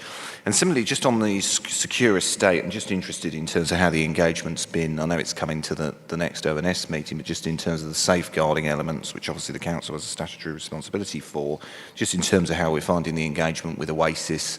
I note there's been management change going on, or there is going to be some management change with the principal. So I'd just be interested in terms of the safeguarding and assurance around that as well, please. Thank you. Thank you, Chair. Are you okay to take those questions now? Yep. Thank you very much, Councillor Perfect, and it's always great to have you at our events. So I just wanted to share with you that we've been really fortunate since launching Child Friendly Medway. It's really something that we've been working hard to do, is to work across the entire council as well as across extending our reach, because we really see this as a community-wide initiative and something that, when you talk to children and young people about how we can make Medway more child-friendly, it's not just about the fun things, some of the fun things that we're doing. They're talking about important things like education, health and well-being, climate change. And so what we really do as a team is we work, so we try to tackle some of the feedback that we get from children and young people and bring that to the various teams that support those lines of work. And we try to identify opportunities in terms of whether there's something that we can work together with them on, or whether this is something that we just share feedback back, and then there's action that can be taken to respond to the voices of children and young people. And I'm really pleased to share that we've been working really closely with the Children's Services team on various projects, and so it's probably time goes away from me quickly in Child Friendly Medway, but I was going to say last year I worked really closely with the education team and it was something that it was the first time that we did it, where we were bringing together all the council teams that do outreach in education, and something we were working really closely with Cynthia on. So I think as a team, we see that as there's more opportunities to develop these strands of work and really kind of bring that cross collaboration, and Child Friendly Medway seems to have an opportunity to do that. And we are definitely seeing more of the children's services teams engaging with our events, and a lot of that comes through the Start for Life initiative that we do with public health as well. So we're just always trying to do more and to make sure that more people are aware of those opportunities. So we're trying to always work on enhancing our outreach to different various teams, and as well as our marketing for the initiative. Thank you. Please, Anna. Thank you.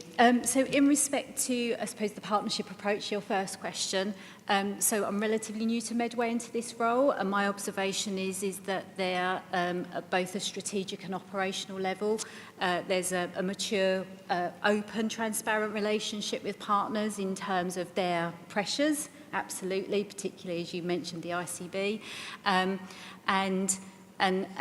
the focus of the work of the partnership. So certainly there's discussions around, so for example, the business unit monitors attendance at subgroup meetings. We have requirements around that being core with the safeguarding partners, and we very rarely have any kind of challenges with that. People are present and they're engaging.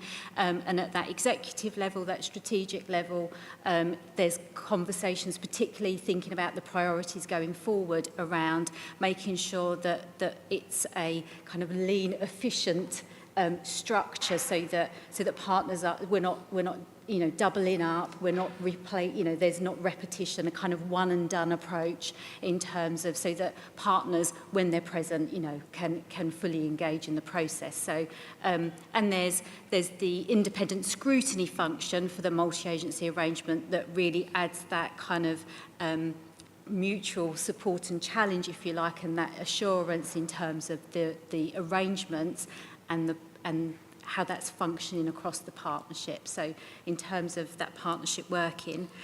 For the secure estate, so the MSCP has a subgroup for the secure estate that's chaired by the independent scrutineer. That has met since Oasis Restore has been opened. We've agreed their performance monitoring that will be fed back to that group, and other partners also contribute. So police, because they have some standard operating procedures with the police, and also health colleagues as well. And that subgroup has reported back to the executive group in terms of that progress to date.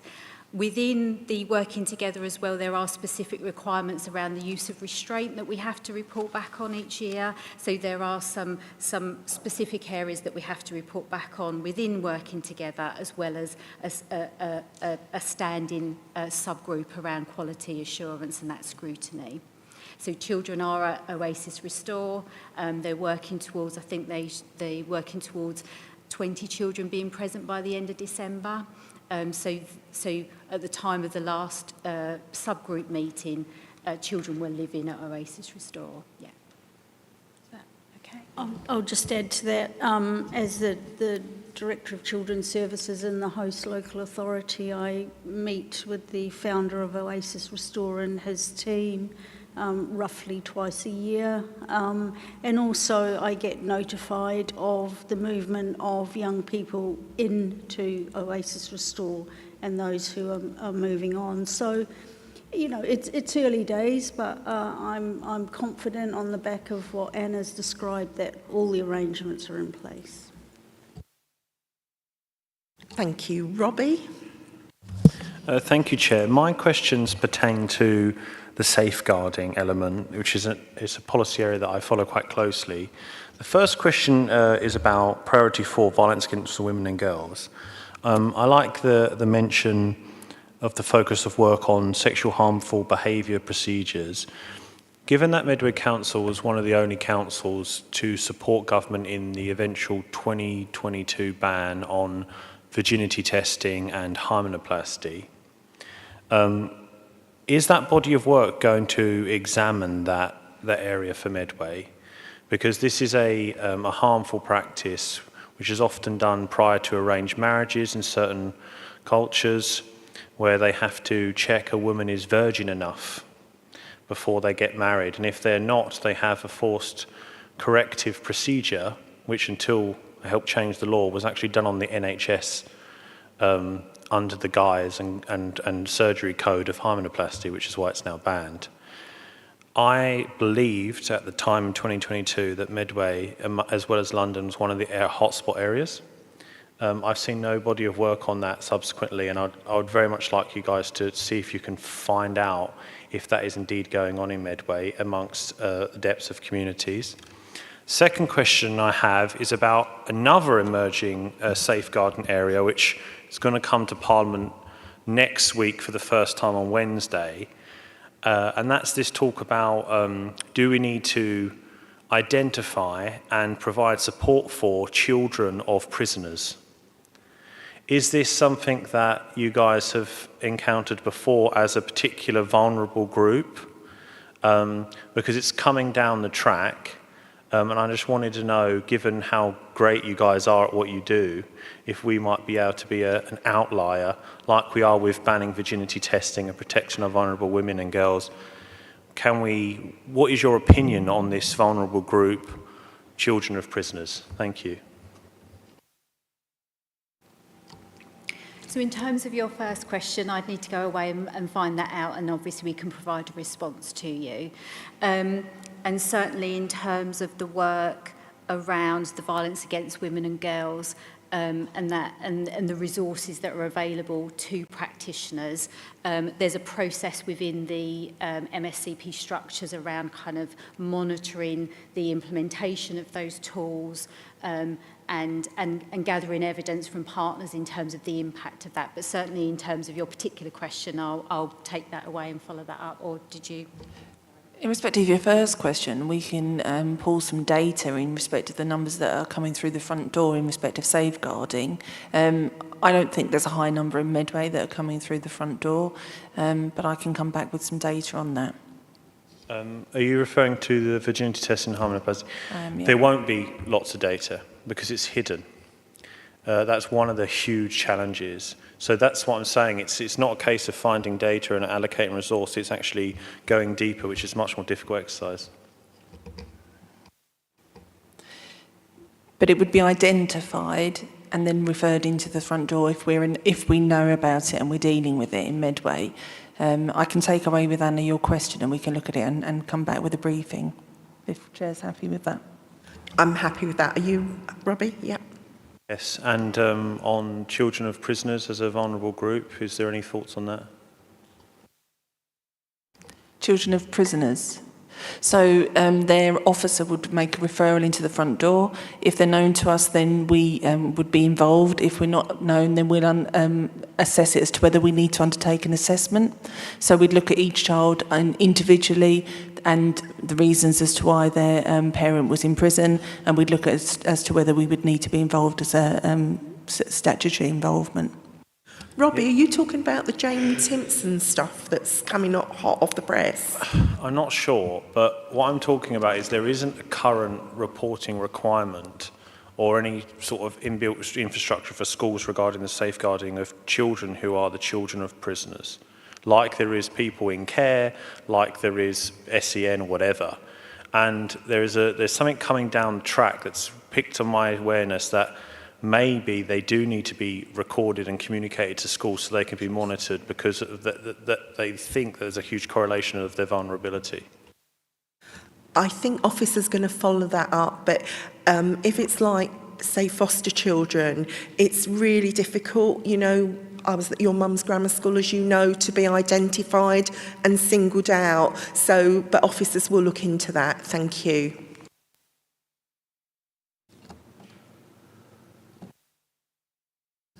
Are you happy with that, Robbie?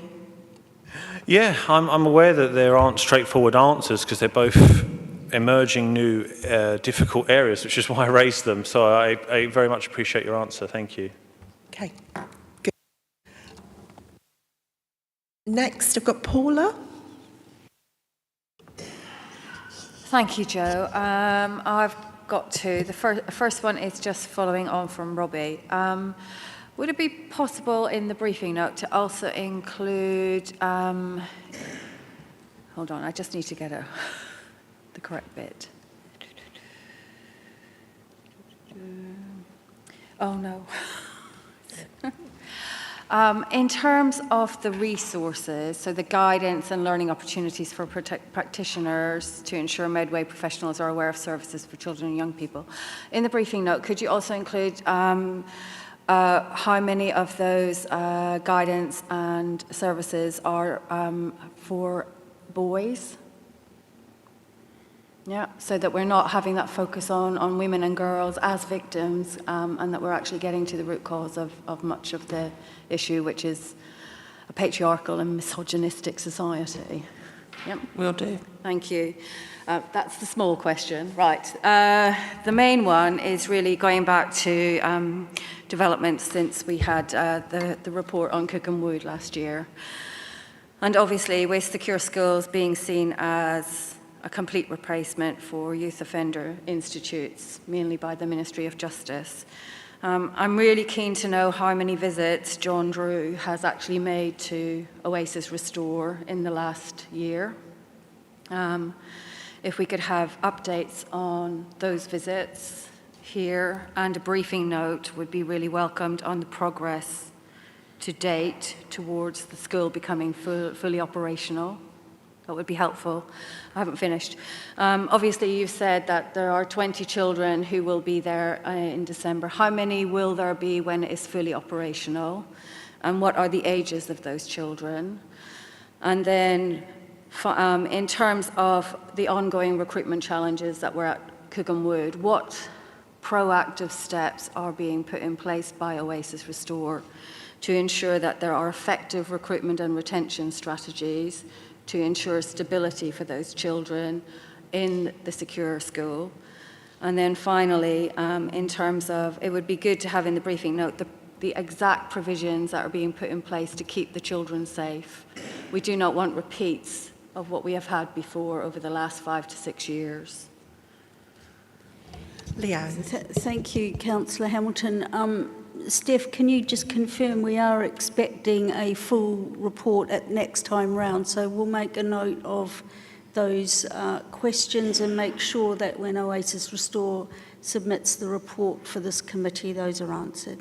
Thank you.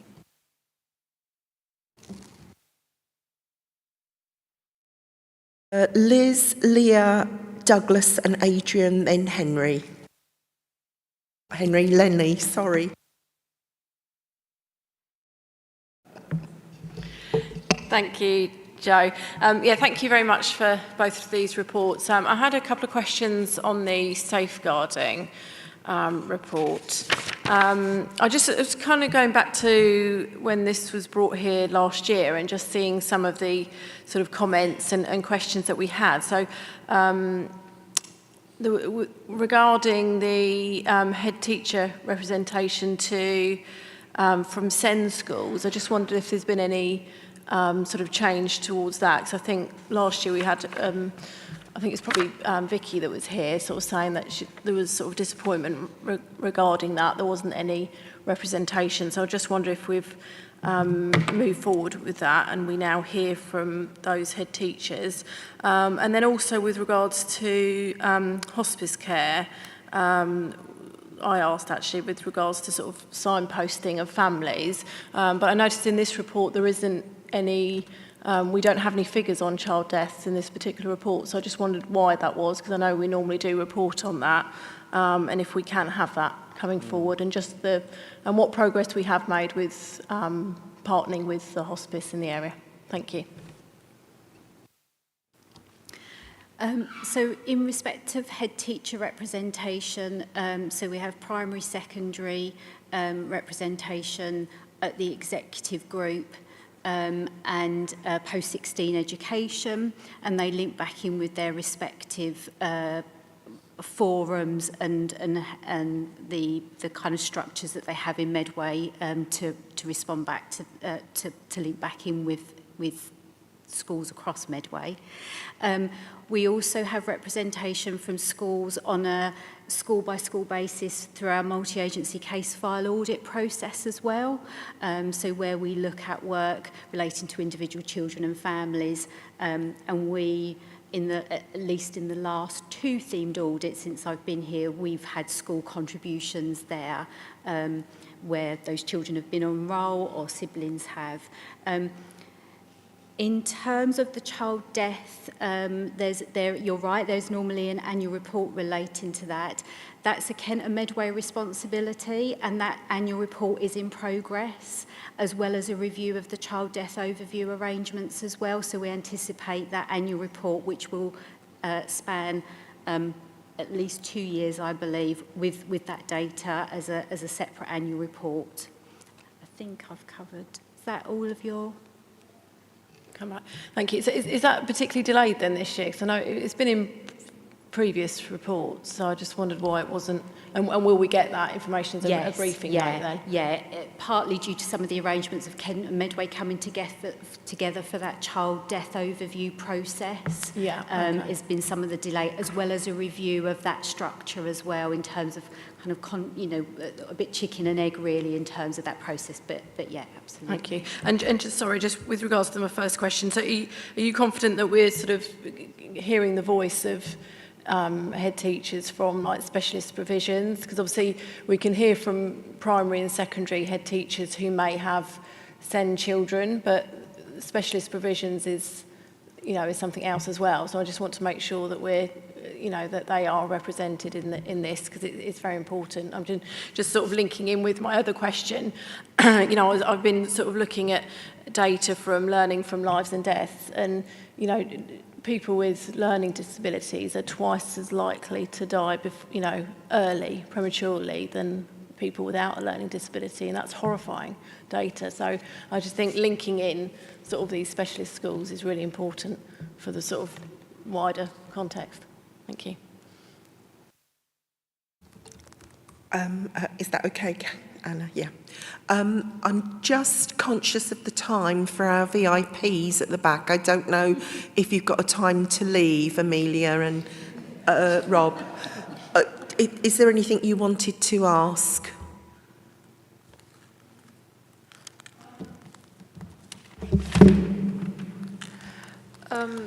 Isha, is that right? Yeah. Yeah, thank you. Sorry.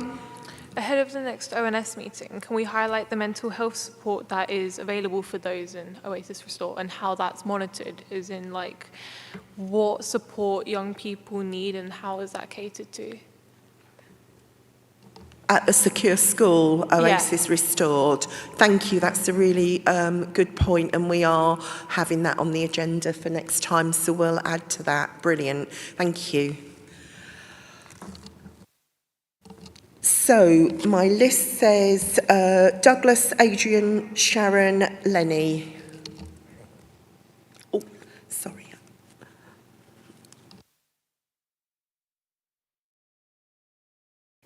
Okay, now I'm on. Thank you. I must just say, Amy, fantastic report. Truly inspiring to read, and hopefully that can continue onwards. I've got a few things I want to mention. One was a comment not associated with this, but I'm going to tie it together. This is about balancing the books and addiction to overspending and whatnot. We heard it earlier. I took offense to that because with children, we know that we need to adopt deferred gratification. We need to invest in our children today for a better tomorrow. We know if we don't invest in children today, health outcomes are worse, issues with education, issues with housing, and if those budgetary concerns are not shared amongst all other services, we do not get a true picture. So as we're looking to safeguard and promote what you're doing, my question to you is, what can the council do and other partners do to ensure that your vision, child-friendly Medway, matches the ambition that you have? What more can be done? And the second question is, are you sharing some of the fantastic work, your learnings, with other parts of the organisation? Thank you.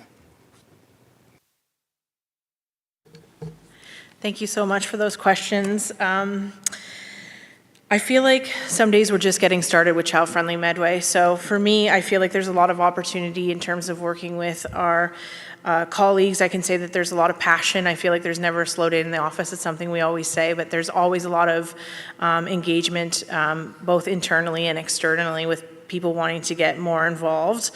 And I think for us, you know, it really feels quite limitless. It's quite an exciting role to have at the council in terms of our ideas are all inspired by ideas from children and young people. But I think for me, something I really need to take some time to reflect on, to think how we can work to sort of, you know, take this to the next level and what that next level is. I know it's something that as a team that we're going to be spending at the beginning of the year, just kind of looking at sort of like what our next big moves are for Child Friendly Medway, but definitely a big piece of that is about our partnership engagement work. And, you know, for me, I think it's one thing that we lead this really incredible and important initiative, but I really do see it as a community-wide initiative. So I think for us, it's about it comes back to data sometimes, so it's about matching the requests from children and young people and you know, taking those opportunities to work alongside, you know, various council teams like our public health team, children's services team, the climate change team, the regeneration team, and really kind of shaping some of this feedback from children and young people and seeing what those opportunities are and what is possible, because not everything takes money to make change. So thank you for that, and I'm really sorry, but I forget your second question. I can't remember myself, but don't worry about that. Don't worry about that, because in fact you lead on to probably a more important question. I think you probably answered it anyway. This is in relation to ambition. The report mentions ambition about 6 times, and how can we safeguard children's ambitions in terms of, for example, employment? Giving them access to maybe volunteering so they get access to those types of provisions earlier on, where we live in areas where there's a lot of social economic deprivation, and we don't want to be perceived to young people as dream assassins, as I've heard that expression used many times by young people. We shouldn't be snuffing their dreams. What can we do to ensure that their ambition is not dampened by our own processes that we're putting in place that can scupper their dreams? Thank you for that question, and I love the way that you put it.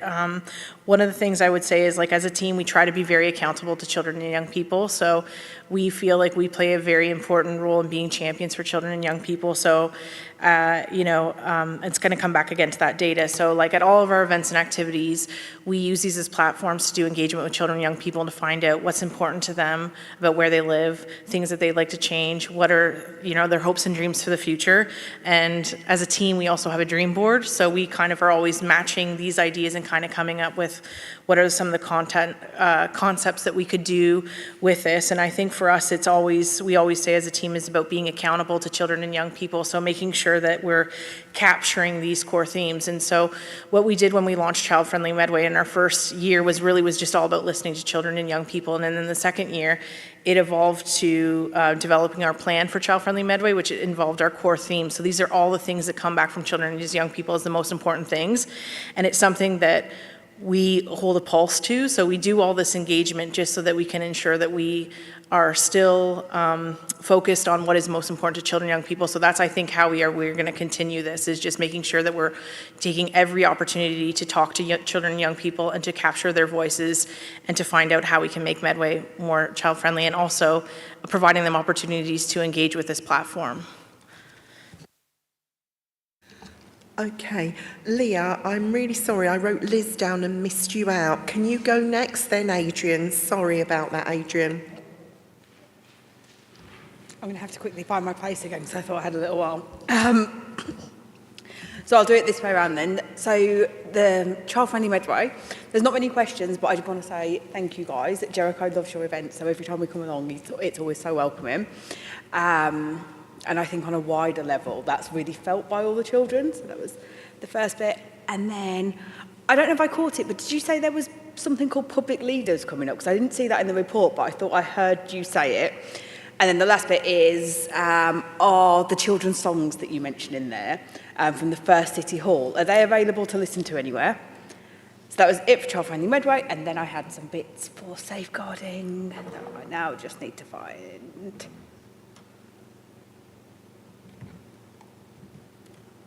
Could Amy answer while you look for the safeguarding, Leah? Yeah, that's fine.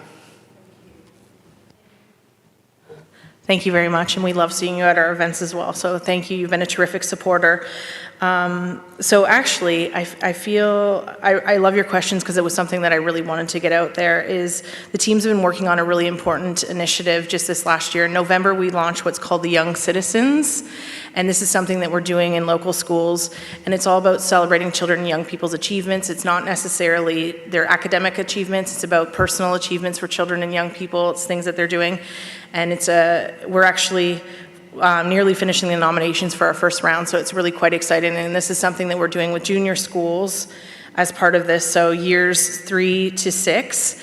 And the Medway Moore song that was created at the Child Friendly Medway City Hall was actually just at our art gallery that we did just a week ago. It was featured there, but I can definitely send it to you. And I'm trying to get it onto our website as well. Safeguard. So this is still going to take a little bit of scrolling, but the first one was around Cookham and Oasis. So I understand that the nature of those provisions is different, but I did wonder if you know if any of the children from Cookham are then likely to be placed in Oasis. And I think it's been touched on already, but we previously raised with Cookham concerns around the use of solitary. So I don't know, it's not in there, and I'm assuming is it going to come in the next report, Leanne?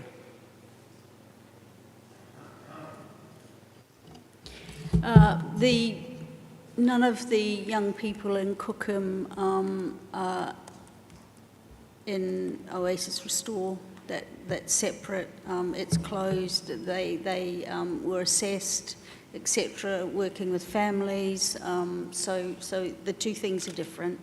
And yes, we will include that in the report, see that your question's answered in the report, which is coming to the next ONS. Okay, that's fine. The main crux of that question, though, is whether we know what the strategy is around Oasis's use of solitary and segregation. So that's going to come next year. Okay, then my other bit in here.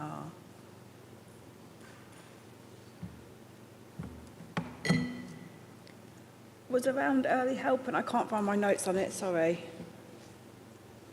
Should we go on to Adrian and come back, Leah? Yes, please. Sorry. Adrian, thank you.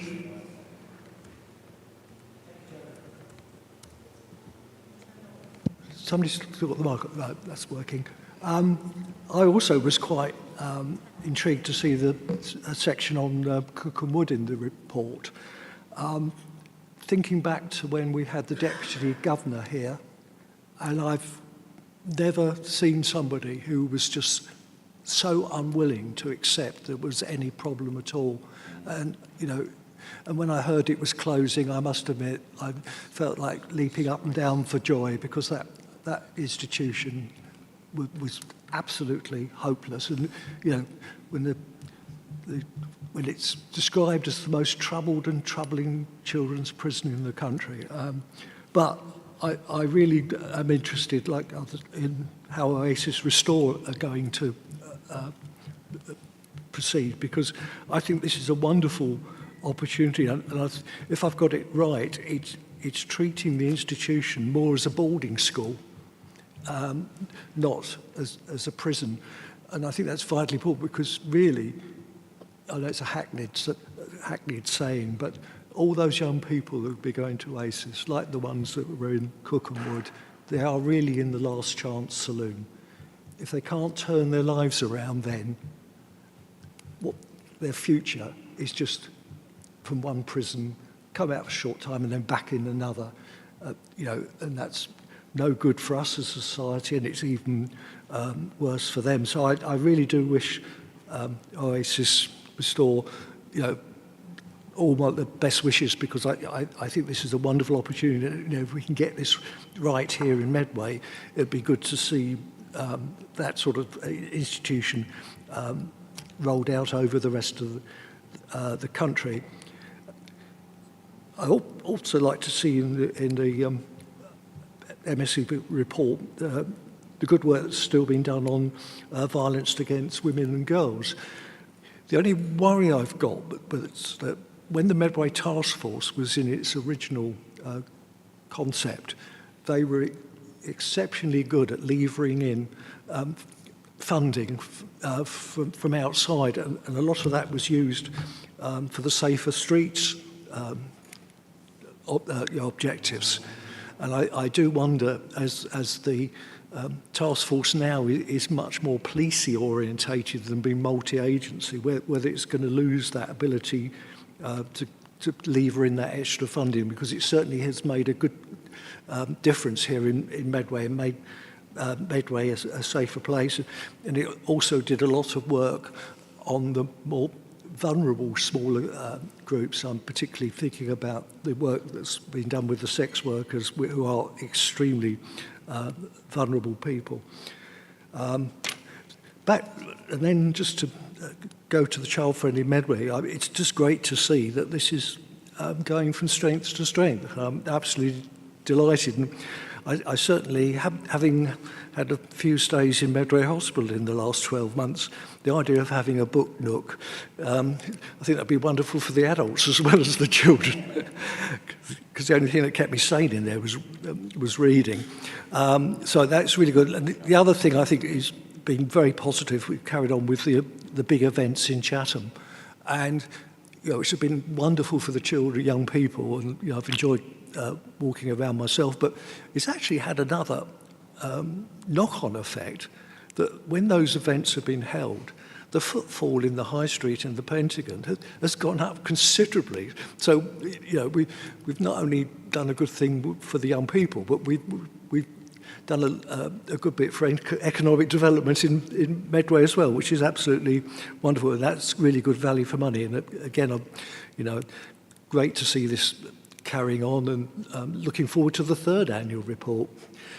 Bit shocked when I saw my picture in there, the one in the rest, but thank you. And also, Adrian, don't forget the north of the borough. Love Gillingham, and Angela and her team were there. Safer Streets were there, and it was really dynamic for the other side of the borough. Leo, are you ready? Yeah. For your follow-up? Yeah. So I thought you meant for the vice chair bit. I was like, no, I'm still scribbling. So it is around the early help section of the bit, and it's me waxing lyrical about Sure Starts again, but Sure Starts and their equivalents. So I wondered if we anticipate that the Start for Life programme will make savings in children's social care, and specifically around early help. And then what does the threshold of need that's mentioned in there currently look like? How many families are we finding don't meet the threshold, and then they end up needing more expensive support later on? And then this is a little bit, I don't know if we have the data on it, but how often are out-of-area temporary accommodation cases then becoming early help / child in need cases?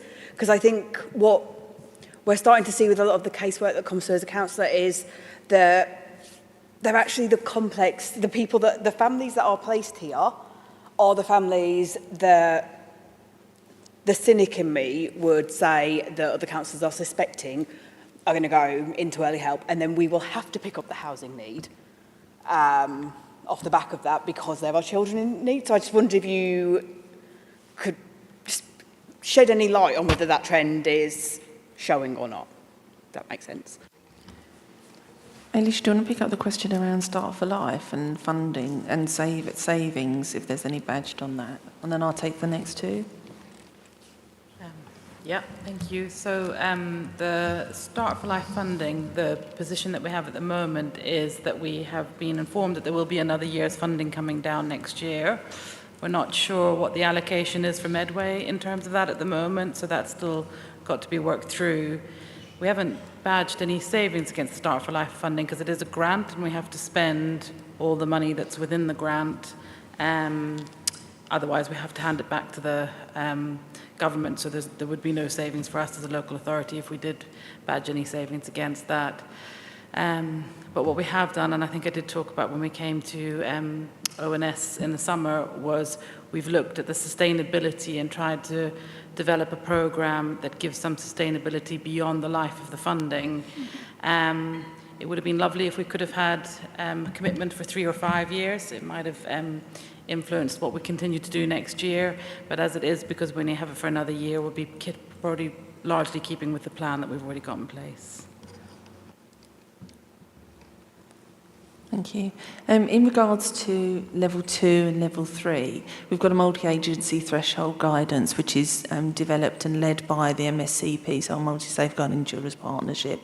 And we led on creating that threshold guidance in 21, I think.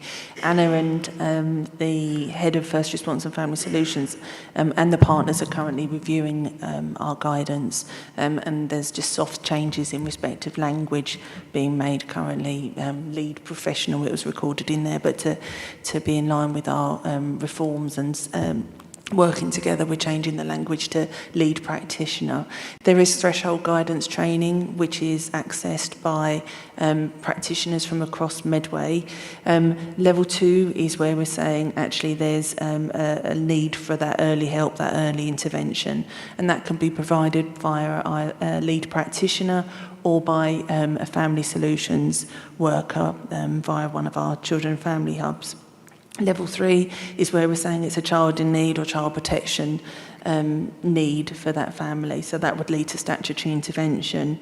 In respect of the temporary accommodation and families coming into Medway, if a family is placed by another local authority into Medway into temporary accommodation, and they haven't got any statutory involvement by that local authority, and whilst placed in Medway a need is identified, then that would be picked up by Medway's Children's Services or a lead practitioner within early help.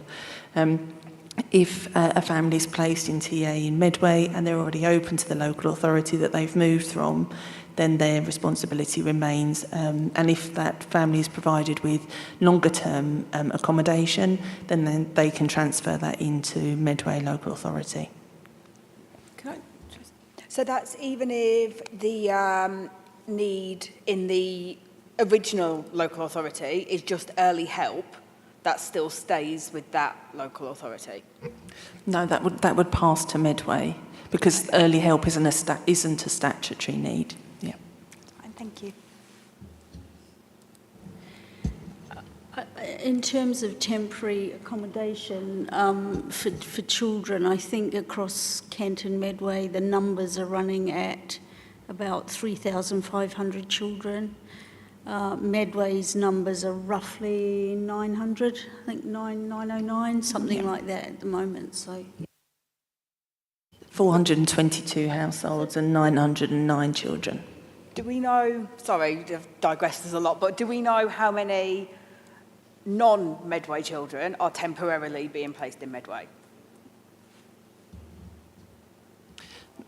We wouldn't have that data. Our housing colleagues may. I'm happy to take that away as a question and ask and provide information if they have that. Yes, please. Thank you. Amelia, can you be next? Thank you. So I just wanted to link back to what Councillor Douglas said about preparing young people and like making the society stronger. How do the current adults in society think like how to prepare them young people for what's coming? And if there's already resources, how can you make them like acknowledged to those who need them? That's a fabulous question. And, you know, I wish you had a crystal ball, but I always think that in terms of, I've just retired as a teacher after 38 years in education, but we don't know what what tomorrow holds for our children, but we do know that they need to get along with one another, they need to be respectful, they need to be prepared for a future that's going to be multicultural, multi-generational, compassionate, humanitarian, working together to challenge everybody to succeed. And actually, the biggest challenge across all society, apart from well-being and health and food poverty, is loneliness and that crosses all age ranges, in my opinion. I don't know what other people's views are here.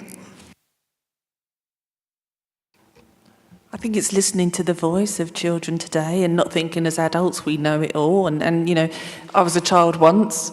I'm not one now, unfortunately. I'm still incredibly young.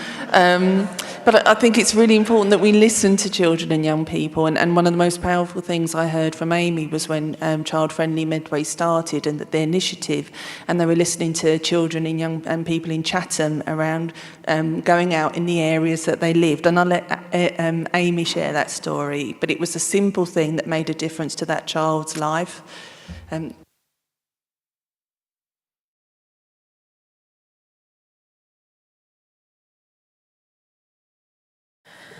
Thank you very much, and I think that was a really excellent question to ask us. Definitely for us, I think, you know, for Child Friendly Medway, we hear a lot of feedback from children and young people about how we can make their communities feel safer and things that are just small changes that can make a difference. And so we have had, that's come through our city halls as well as through our engagement, is things like, you know, broken glass in parks that children and young people like to play. So for us, it's important. So that's an example of when we work with various teams and we sort of make sure that parks are getting cleaned up so that these are safe spaces for children and young people to come back and be able to use those spaces in their community, because these spaces should be used by everyone in our community, and they're so important for children and young people as they grow up. One of the things that when I was thinking about your sort of question that you put forward to us is about, I think about myself and my reflections is like growing up, and I again, similar to Kelly, like to think that I'm young, but I know I'm not that young. But one of the things that I think I've learned over the course of the years, and I think is it's a changing society, and that's also something that Councillor Howcroft-Scott was really mentioning in your notes, was just about, I think it comes back to being adaptable and not being afraid of change and just being open. And I think especially because it's always changing, and also when you think about your careers, is just being open to that opportunity and to see change as an opportunity for yourself. Are you happy with that, or do you want to? Yeah, thank you. Lovely. Okay, so next on my list, and I'm really struggling with the light because of my visual impairment here, it's Lenny. I'll try my best to follow Amelia there with her great question. Really well done. I haven't actually got a question for you in terms of your reports. It's just a comment back to you, Councillor Lammas, about your request for children of prisoners to be a designated vulnerable group. Just a point of assurance, really, that as school leaders, we do track these children, we do put intervention in place, emotional wellbeing support, and then early help support if necessary for families. So I appreciate your comment is about the local authority having a designated vulnerable group, but I just wanted to say from a school perspective, we do that tracking. Is that a statutory requirement, or is that something that you're doing No, yourself? it's not a statutory requirement. It's just in terms of our safeguarding procedures. I'm sure Lee at the end is the same as well, that we would track that. It's very interesting. And then just coming back on that, and if there was any concerns, then the prison officer, probation officer, police officer would make a referral into children's services if they felt they needed a higher level intervention than the lead practitioner or statutory social worker.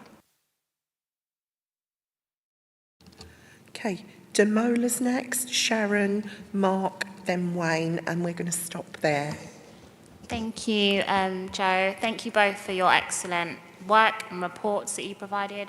I just had the one question. It was around safeguarding. It was actually following on from Paula's question earlier.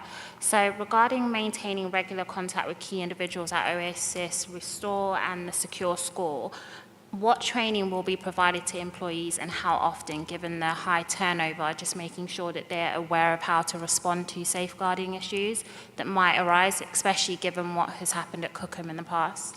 Thanks.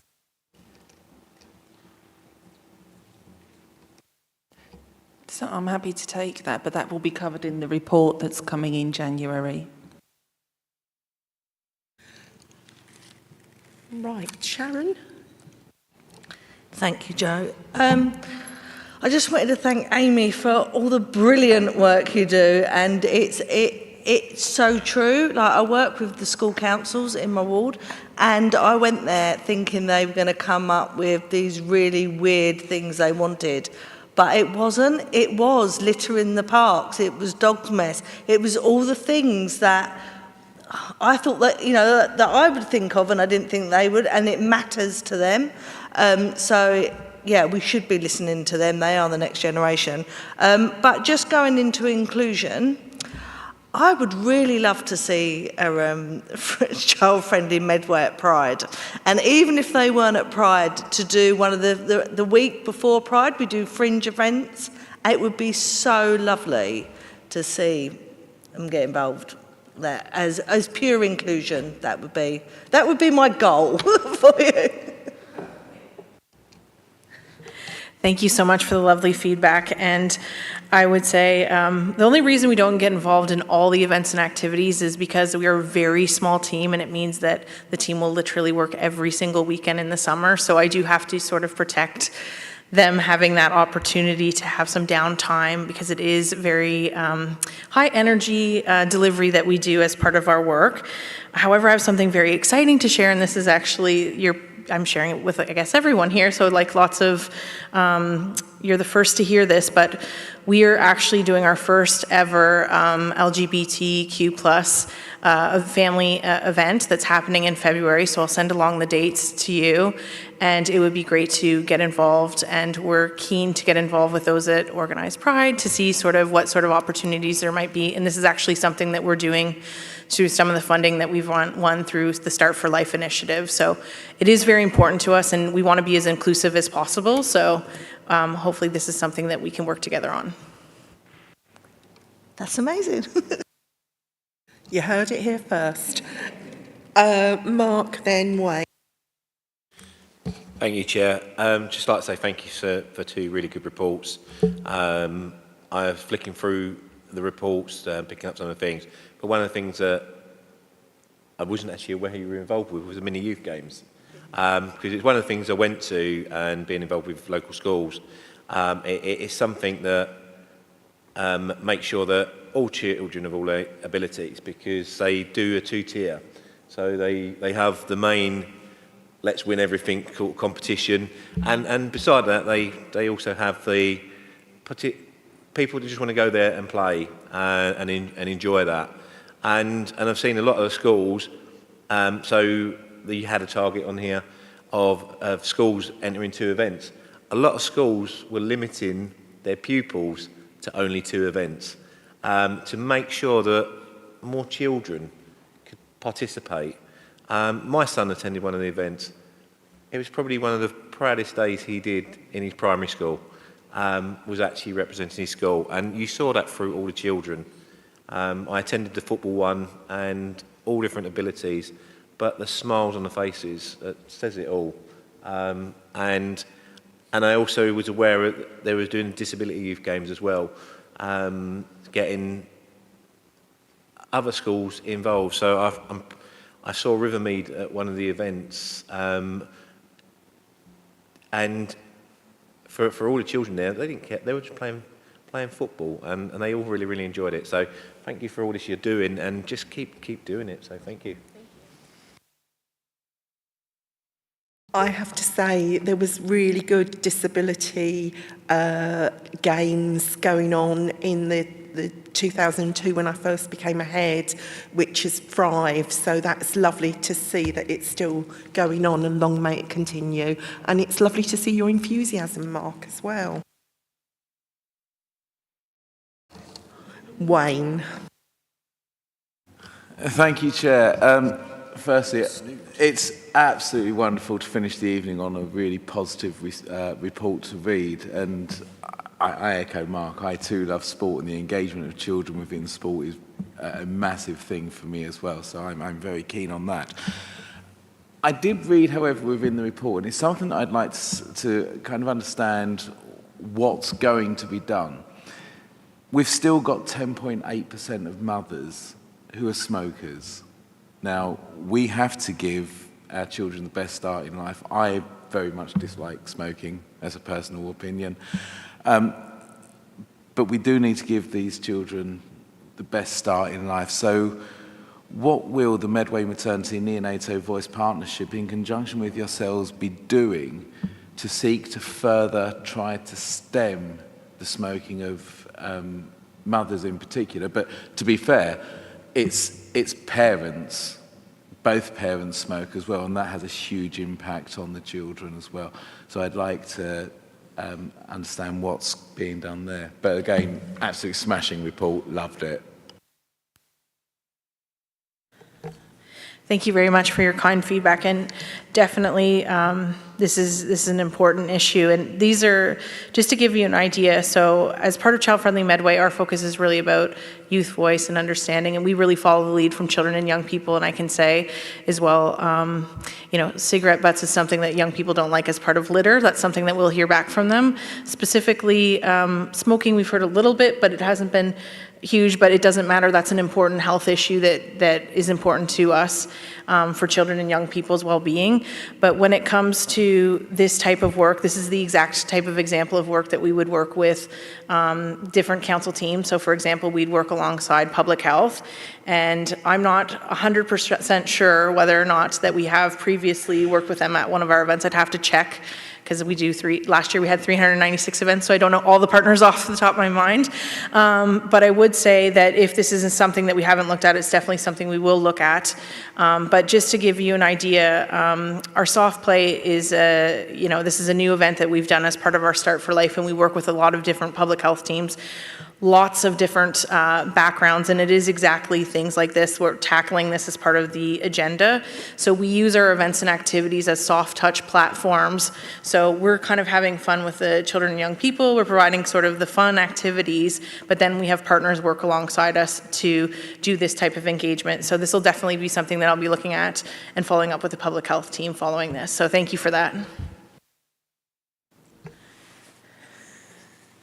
Eilish, would you come back on that for us? Thank you. Just to give you some reassurance about significant amount of work that obviously happens in public health to try and reduce maternal smoking, stopping at the time of delivery. SATOD is usually the acronym that's used for it. There's been a significant amount of work that has gone on with Medway Foundation Trust and then their midwifery team in conjunction with the ICB to actually embed stop smoking services within the midwifery service itself, so that there's actually direct access to those stop smoking services immediately, and CO testing carried out by midwives. We then continue that into health visiting as well, so post-birth, because we know after the baby is born there can be a tendency to then start smoking again, and obviously the impact that can have on children within the home and secondary smoke. So midwives carry out CO smoking as well and do direct referrals into our stop smoking services. As part of the Start for Life and Family Hub funding, we have designed what we're calling a Making Every Contact Count for Children program, which will be rolled out across frontline workforce staff. And one of the key messages around that will be around healthy pregnancy. So that will include smoking as well as alcohol and other health risks during pregnancy. Public Health also deliver a program called Bump Club, which is working with pregnant mothers around not just smoking, but also healthy weight, eating and exercise as well. And with the idea then that continues post-delivery as well, and we continue to have those walking groups after children are born and continue to have that engagement around it. So whilst the figure is still unacceptable, because we want no parents smoking around the children, if you look at the trend, it's had a significant downward trend over the last few years, and it really is down to multi-agency working and trying to support that across a range of platforms. No, I thank you for that response as well. It's very kind. There's the issue, obviously, with vaping, but that's something that the statistics don't show yet. But obviously, that's something that I think in future moving forwards, something to be looked at as well. But thank you all for your answers. Thank you. Thank you. Alice, you're next, and then we're going to stop this. Not directly linked, but sort of along the lines. A lot of the students that I have coming through my year group are affected by parents that have cancer and are affected by parents that they either have lost or will lose in the coming year. And I've done some work with Kent and Medway Cancer Alliance myself, but is there some scope to do that alongside you? Because it's something that we need and we don't have the resources for, and I'm trying to look into it sort of like single-handedly, but you're a much busier organisation than just myself, so. Yeah. Thank you very much. Well, that's definitely a really important issue, and it's dreadful to think of any child or young person dealing with that. So it's definitely something we would love to explore with you and see, whether there's scope for us to work with you on it, or whether it's through our network we can find the right partners that could be more involved in that. So definitely please get in touch with me. Thank you. Brilliant. Thank you for the debate. Vice Chair? Again, bear with me because this got a bit lengthy and I'm hoping I've captured everything. But I move that the Children and Young People's Overview and Scrutiny Committee is asked to consider and comment on the annual report, including where they can support and assist the MSCP priorities for 24 to 25, along with us receiving a briefing note on virginity testing and tools/guidance and services that focus on tackling the root causes of misogyny and violence against women and girls, and to request that Oasis Restore include mental wellbeing, recruitment and retention and their safeguarding strategy, and that we note and comment on the Child Friendly Medway Annual Report 23 to 24. Is that seconded? Thank you, Mark. Agreed? Agreed. Stephanie? I don't really have anything to add, but just as a reminder that we do have a data workshop on the 7th of January. I hope everybody's received the email, and if everybody can please attend. Celia will be running the session, so if you're able to, please join. Happy to record it if that helps, and if everybody's in agreement that attends, if anybody can't make it. That would be great if we could all be there, and if it could be recorded as well. Fabulous. And also there are a couple of briefing notes that everybody's expecting. I just wanted to get this meeting out of the way before you were bombarded with additional information prior to this meeting, so you should be receiving everything before the January meeting. Celia? Thank you. Can I just alert you to the fact that the DfE have still not published the Key Stage 4 outcomes. So we are going to continue with the report, but it will not have them in. I might be able to share them on the night if we've got them by the end of this month. But the report will have the Key Stage 1 and 2 outcomes, but it won't have the 4 and 5 in. I will cover what they mean in the data session, but we might not have the published data at that point for those parts. And just one more thing as well. I'm still waiting for a response from them from the letter that we sent to them the last time we received. Spring. Yeah. I'm still waiting for a response, and I have been chasing up. Okay.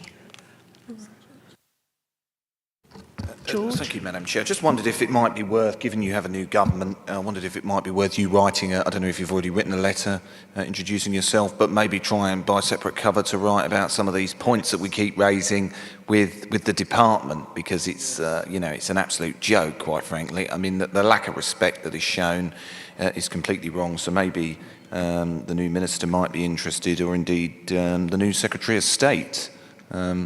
Up to you, Madam Chairman. Just a suggestion. Thank you. Bless you, George. Leanne and Councillor Coombs, Tracy are on the case. We had sent the letter. Stephanie's been an absolute star and sent a reminder. So we've handed it over to the big chiefs now. But thank you. Leah. I move that the committee notes the report and agrees the work programme as set out as Appendix 1 to the report, subject to accepting the proposed changes outlined in italic text on Appendix 1. Is that seconded? Paula, are you okay to second that? Was that your hand? Yeah? Yeah, seconded.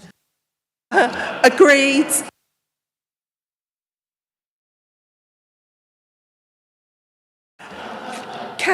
Can I say thank you to the young people this evening? You've made such a great contribution. Lovely to see you. I know it's not long to the school holidays, so do enjoy them. Work and play is the best. And Leanne, our director, wants to say a few words. Yeah. Thank you, Chair. As it's that time of year again, I just wanted to say on behalf of myself and officers who regularly attend this meeting, season's greetings to you all. We have been happy to serve you through this calendar year, but I would like to thank you all for your support to the children, young people and families of Medway. So I wish you well at this time of year. Thank you, Chair.